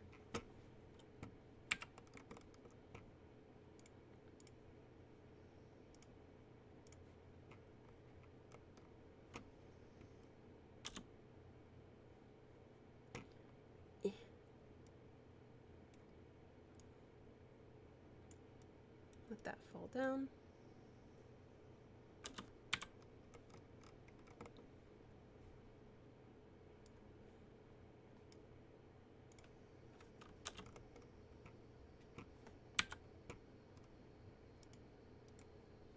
And I don't want this to be a curve just because it's bugging me. Delete curve points between that interior line. Oh, did I accidentally do multiple? I did. Edit sewing. And then I'll add another point.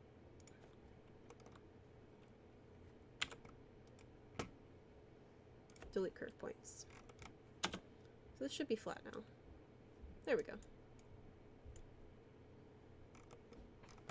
Which means also I'm going to go ahead and remove this curve point as well, so it looks a lot nicer. Okay, that's a little big. Let's go ahead and finish this up so we can put the entire look together.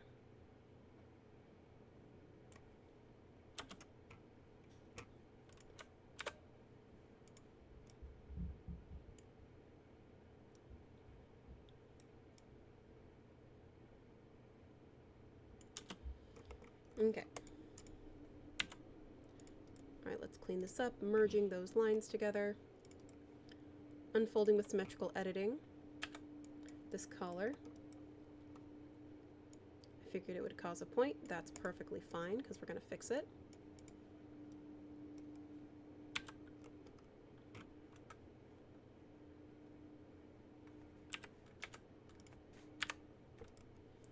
And symmetrical pattern with sewing. Why? Fine.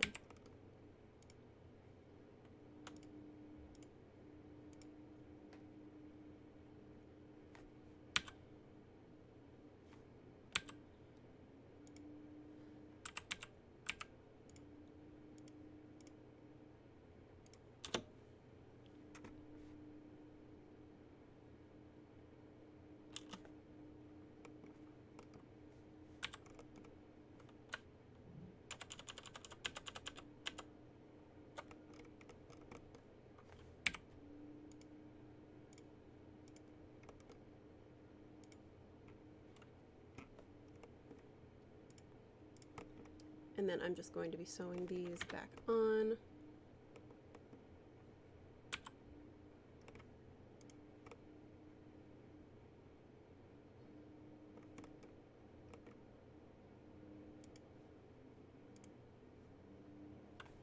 And checking where my sewing is.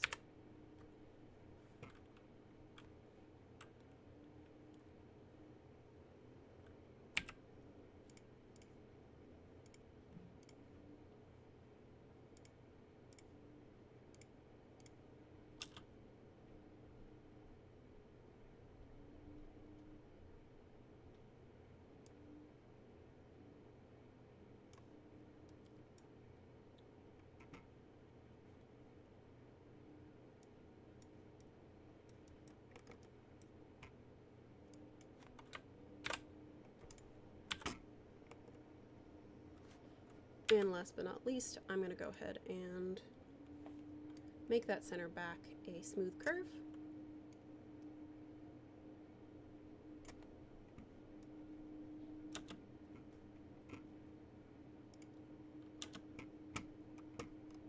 Bond and skive, so I'm adding a stiffener to the back.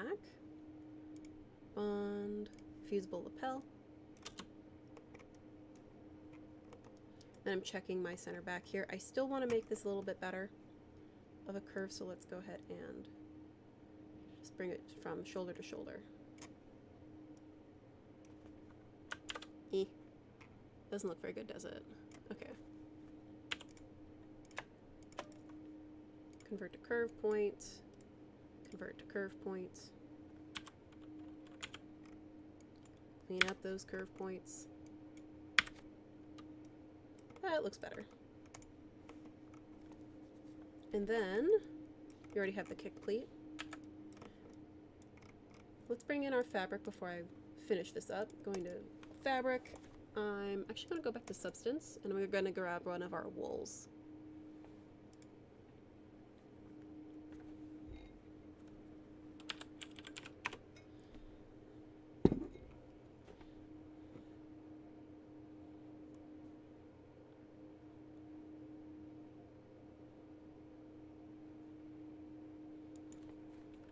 I think it was actually under knit for some reason.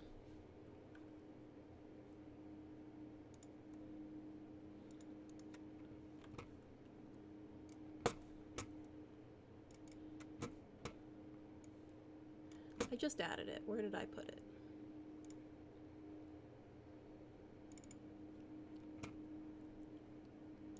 Substance. Sort by date modified. Ah, wool twill. There it is.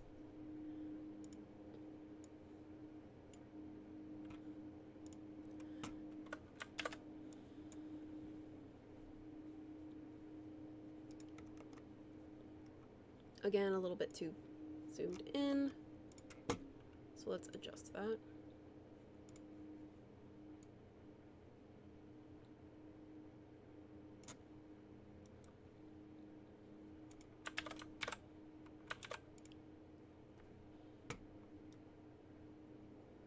Yeah, I need to adjust the fit a little bit more, but I like that. It looks okay. Let's check. I don't want it to be green, obviously. Let's do like a gray.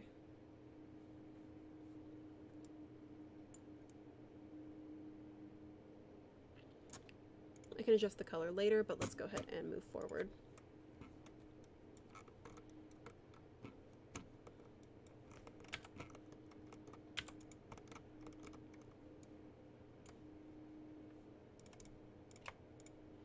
I don't need any of these in my way right now, so I'm moving the sleeves out of the way, grabbing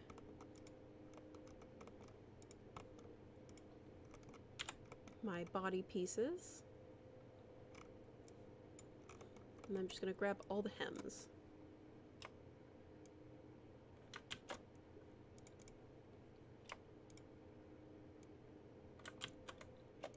Keep doing that. Okay.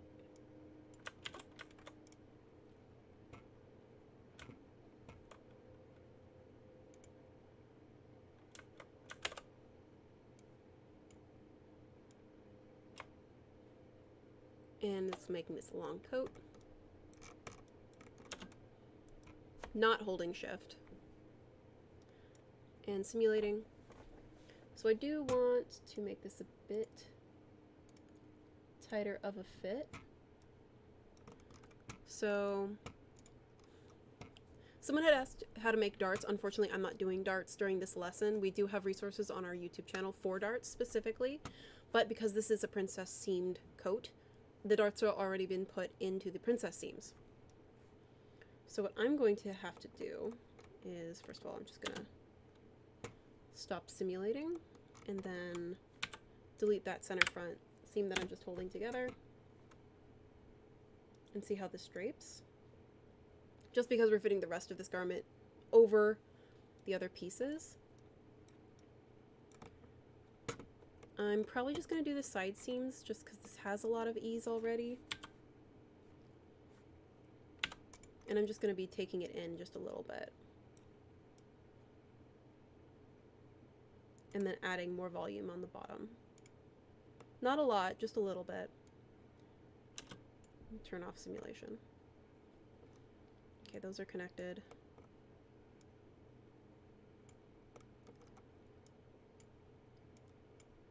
Just a little bit on every single pattern piece because there is no darts.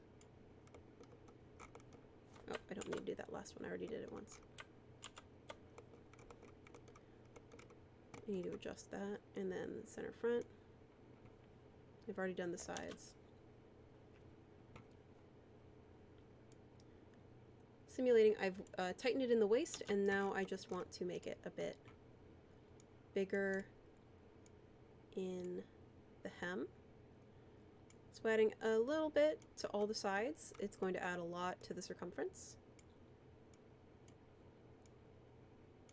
Making sure not to do anything that's been perpendicular, or yeah, perpendicular to the horizontal. Vertical, that's the word. Making sure to keep them all vertical if they're vertical. I don't want to adjust this kick pleat at all because this is how it should fit. So I'm just adjusting the rest of this. And I'm using strengthen, and I'm just going to let it simulate for a second.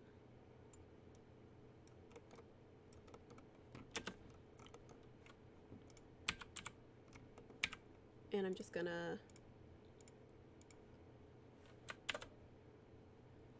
do a quick sew here in the center front.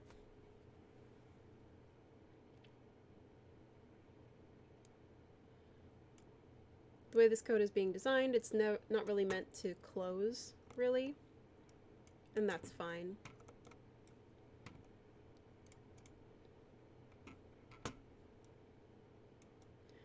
So now it has more volume on the hem, and it's a little bit tighter on the waist, which is what we're looking for. So going ahead and deleting this. I don't need that sewing anymore. And turning off.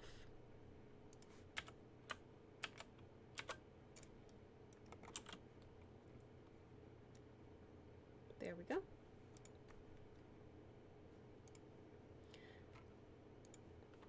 And what I want to do then is bond the center front pieces and the collar, because it does need to be a little bit stiffer. I'm choosing bond, and I'm going to make this curved side geometry and double-sided. And simulating. It's going to stabilize this collar just a little bit more, even though it's not really connected. I should probably connect it a little bit. We'll see how it looks. We'll just do a little bit. I'm just going to use free sewing about halfway, because they are straight lines, so it should be fine.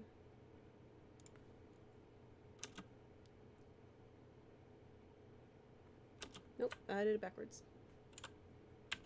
Always check your work in 3D, because I just sewed the wrong side of the lapel. There it goes. Checking my notches. There we go. And then doing the same to the other side, because they are no longer symmetrically linked, so I'm having to do it on both sides now. There we go. That's a lot better.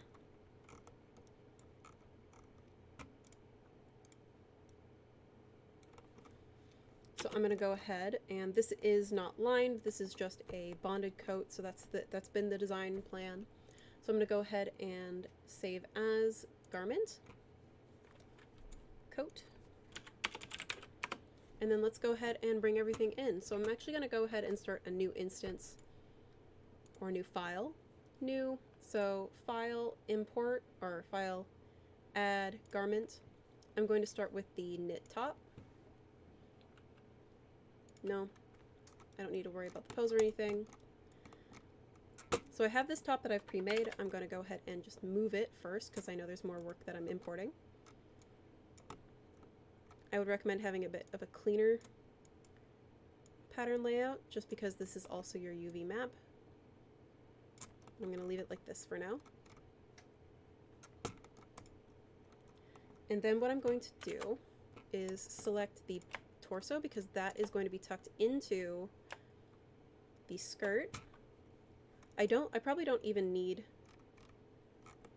my waistband or my ribbing here, which I'll probably delete afterwards because it's just more geometry to deal with.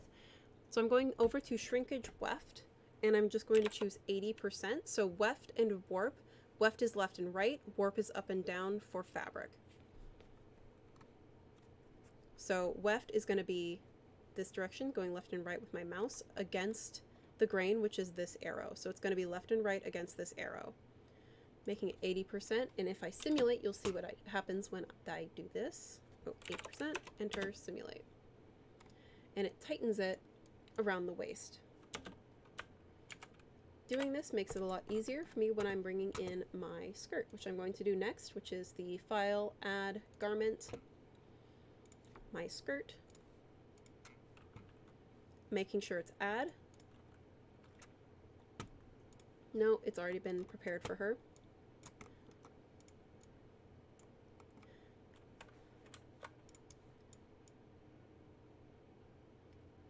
Moving this a little bit to the left just so it's easier for me. Selecting all of those pattern pieces. I have done layers earlier, so I'm going to do layers again. This skirt is going over the shirt, not under. If I wanted it to go under, I would make the shirt layer 1, but I'm making the skirt layer 1. So that is going to just pop up over, as you can see, the frozen shirt. And then making that back down to layer 0. I can then unlock the shirt. And then I do want to just, I like how this is laying, so I'm going to freeze this skirt. And then bring my weft and warp for the torso back up to 100%.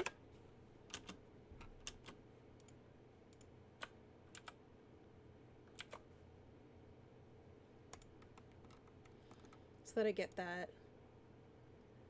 puckering. I'm just going to pull her shirt out of that skirt because it's still going to be tucked in, but I do want it to bell out a bit like it would in real life. You're just seeing some collision issues here just because all of these pattern pieces, a lot of them are still 20.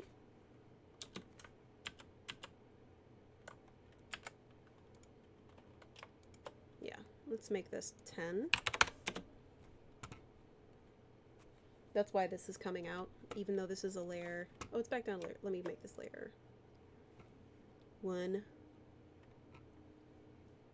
So if this happens while you're adjusting your pattern and you're pulling your shirt out, this is happening because this was a particle distance of 10 and the skirt above it was particle distance of 20.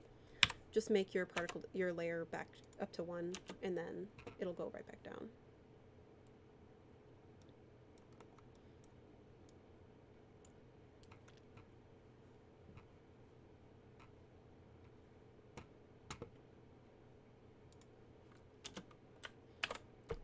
So I'm going to make everything particle distance of 10.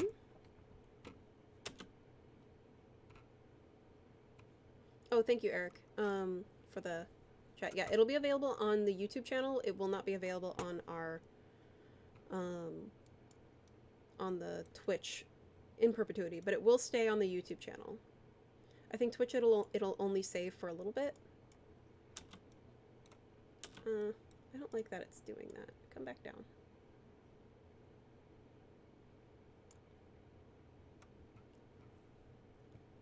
It'll be under the lives on our YouTube channel.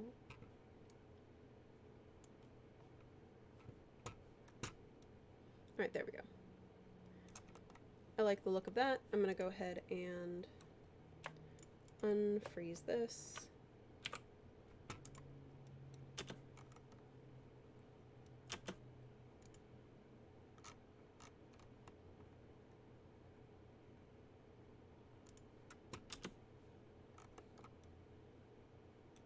I am going to bring the waistband down to 5.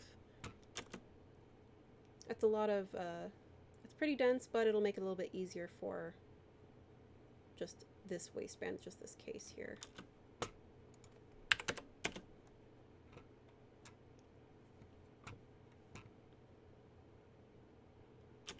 Okay. Next, I'm going to add that coat back on. So I'm freezing a lot of this. I'm going to freeze the majority of the torso, but this sleeve that is belling out, obviously, it's a beautiful sleeve. It's designed before putting the coat in there. You'd probably just remove all of this if you were to export that. But again, with the sleeve, I'm going to do the same thing. I'm just going to go ahead and make the shrinkage a lot smaller. It's belled out, so I'm going to do probably 50% shrinkage weft. There we go. It's probably better. I'm going to probably undo this one as well. Make that 80 on the weft and the warp to tighten it on the sleeve. Make everything layer 0. And then freeze it all and add a garment. I'm going to add that coat. Add. Nope, I'm not loading the avatar. Make this layer 1.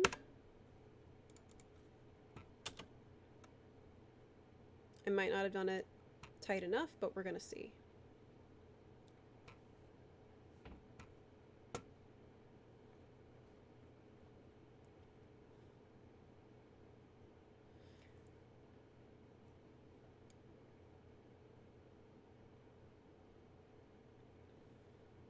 Letting that pop out of the skirt.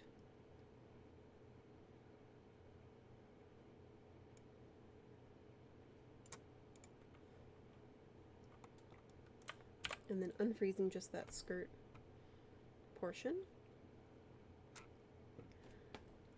Will the perpetual license ever come back?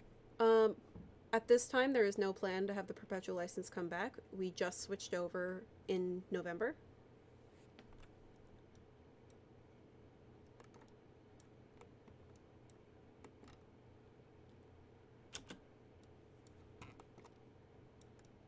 There we are, and then I'm going to go ahead and grab the rest of this coat. And move it to the side. Oh, I forgot to save it nice and clean before I did that. Always save your pattern layout or your UV layout nice and clean.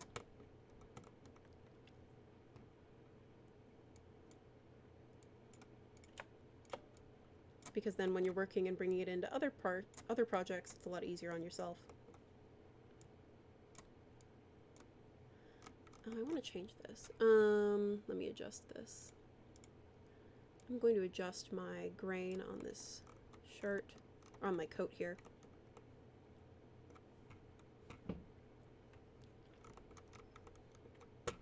Okay. Now, slowly stair-stepping everything from being frozen. Back up.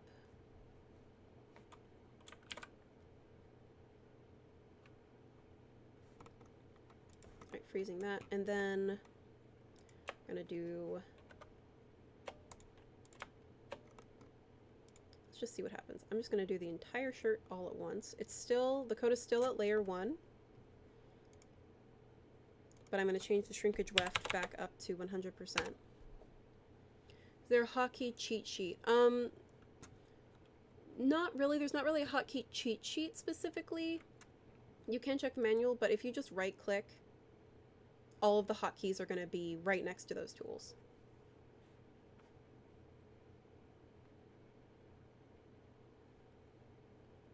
So if I forget, which I often do, what the hotkey name is, I can just go to that tool and hover over it.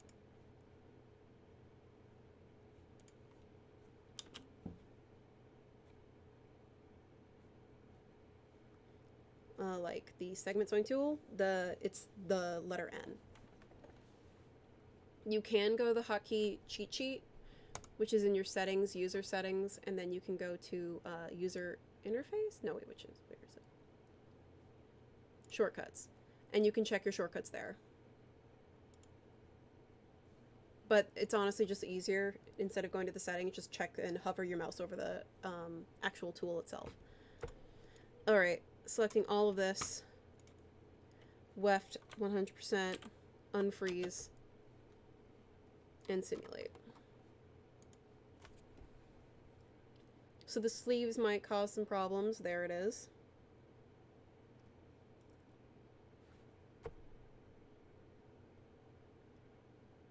We'll give it a second. We're going to trust the process.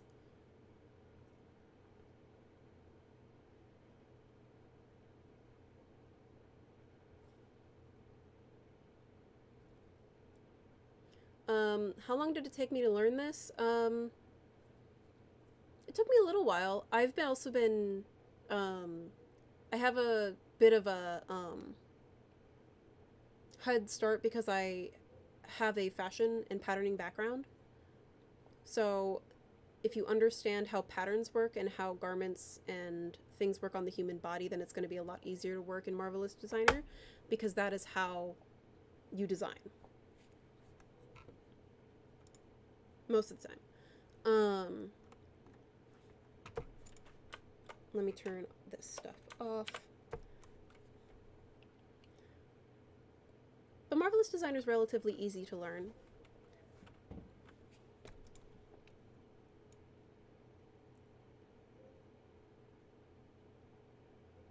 We do also have free tutorials on our YouTube channel, which I believe Eric posted earlier in the chat thread. Alright, there we go. Trust the process. You can see, actually, in this coat, let me turn off simulation, you can see the sleeve that's belling out. So here, like, normally, before you exported this, you would most likely be removing those sleeves. But if you wanted to keep it, like, actually all these layers, I would end up changing the design of your sleeve. You can make it bigger around her arm. So I'm just going to do this really quick to add more wearing ease to the garment. So I'm just going to go ahead and increase the volume around her arm.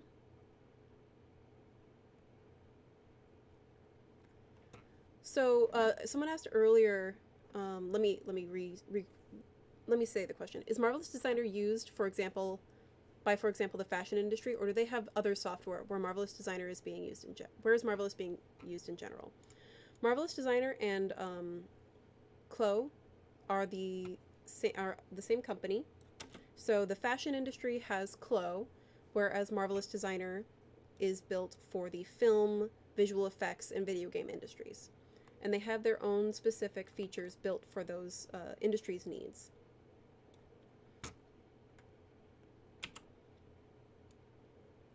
And Marvelous Designer is being used, for example, in, like, video games like Assassin's Creed, or, like, now I'm just adjusting the sleeve here, or, let's see, what was the other one? Death Stranding used Marvelous Designer.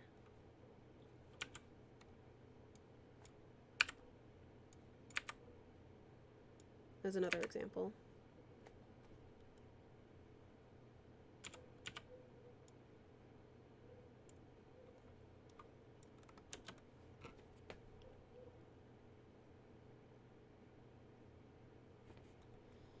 Here I'm adding more space just in the elbow. I would split this and then just add more volume, but I'm just adding it to the sleeve just for the sake of this, because we're pretty much done. I just need to get her in a pose. Usually character artists, but actually a lot of environmental artists use Marvelous Designer. Bedding, curtains, pillows.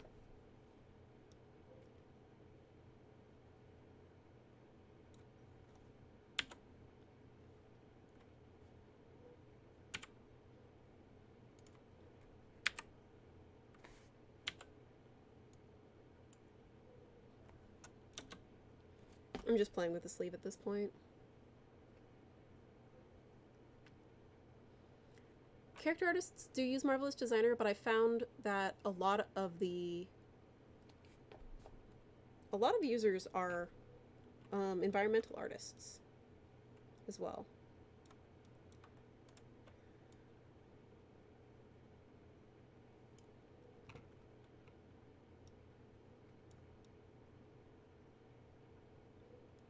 Alright, well, the pattern's kind of ugly, but you kind of get the concept. Ooh, actually, you know what? Let's do it this way. Let's just completely change the shape of this sleeve and make it a bulb. And then we will finish this up. Oh, I should probably not simulate while manipulating my pattern.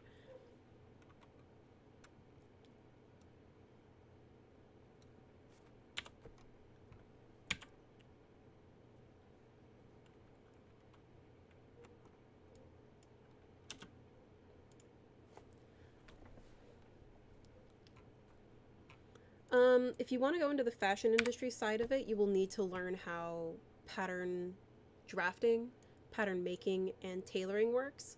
But you can also use Marvelous Designer in oh my gosh, I just said it to you a minute ago. I haven't had my lunch yet. In the environmental artist side. Anything with cloth is pretty much going to be using Marvelous Designer. Okay, and then I want to make this a bell now too.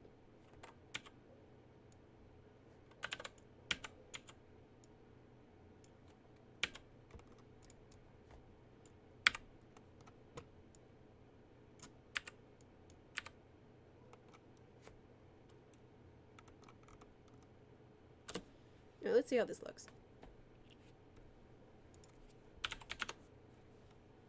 So I'm just finishing this up, and then we'll put her in a pose, and then we're gonna call it over for the stream. I wanted to just get a different sleeve on here, just because it doesn't fit with that shirt.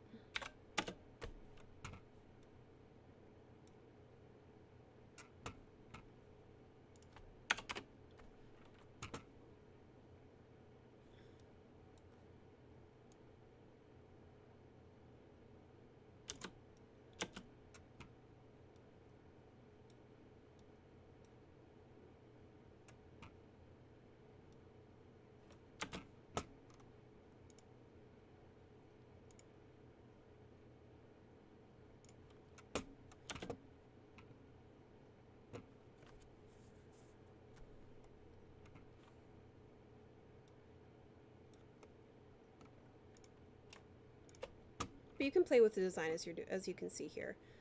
I'm just gonna make sure it's relatively even. Don't judge me on the sleeve.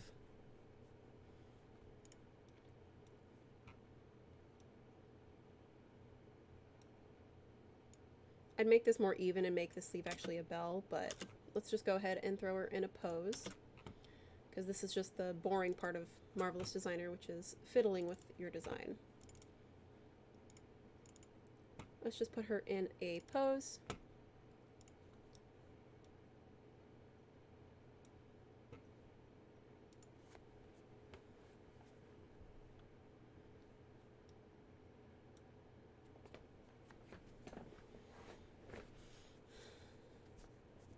We do not have a school that teaches Marvelous Designer online, unfortunately. I am the only US trainer for Marvelous Designer, and the only one that's not in Asia, actually.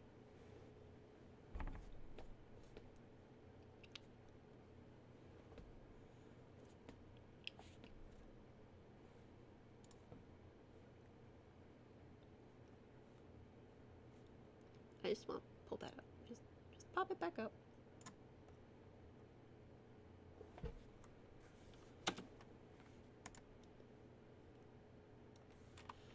And let's hide everything. No layers.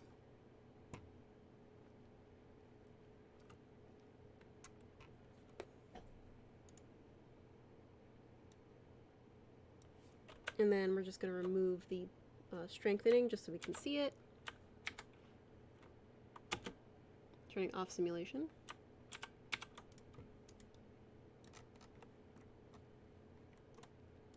And turning on our quality render. And even though it's hidden by the coat, you guys all know what is underneath it. That is our winter wear outfit. So I'm going to go ahead and close this. I'll probably post this on our station much later after I render it, but that is our winter outfit. You can't even see the sleeve that we spent so much time on, but she is wearing a coat now. Let's go to the end screen. Now I can actually see. And I'm going to copy paste all the information that I promised I would give.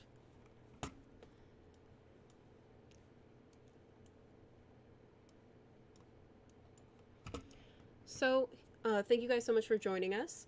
This is the, where is my, okay, I'm back, I'm sideways. So here is our email for community@marvelousdesigner.com. If you have any stream requests or ideas that you want to see in future streams, like I just chose winter wear.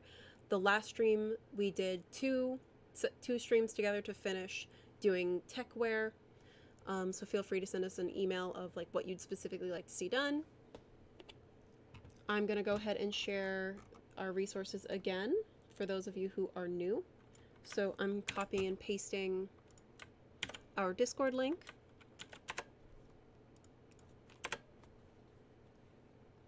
So here's our Discord server. In our Discord channel, we have a bunch of different chat options. You can speak with other people in the community that utilize Marvelous Designer, from beginners to people who have been using it for years. And you can get help, as well as you can join our, always you can check out our website at marvelousdesigner.com.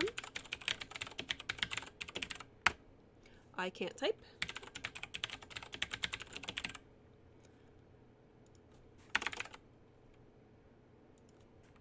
This is why I normally do cut and paste. And we have a forum there. But currently our Discord is a little bit more active. And you get a faster response because it's a Discord channel. For those of you on our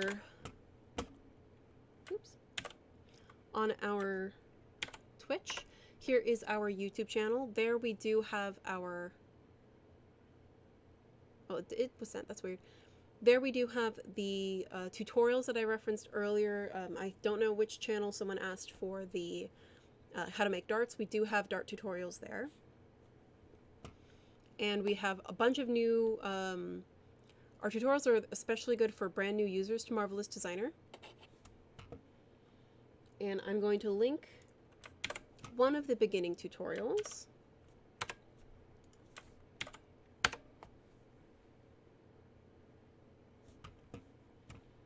As well.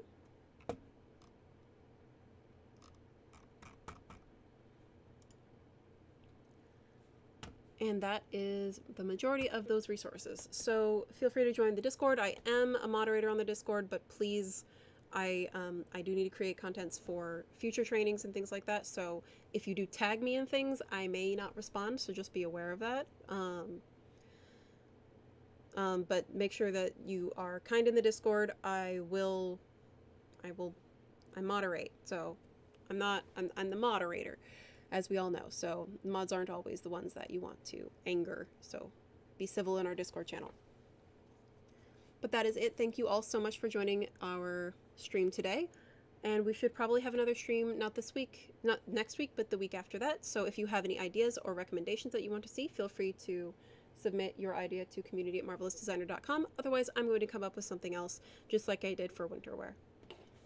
All right, thank you so much, and have a good rest of your week, guys.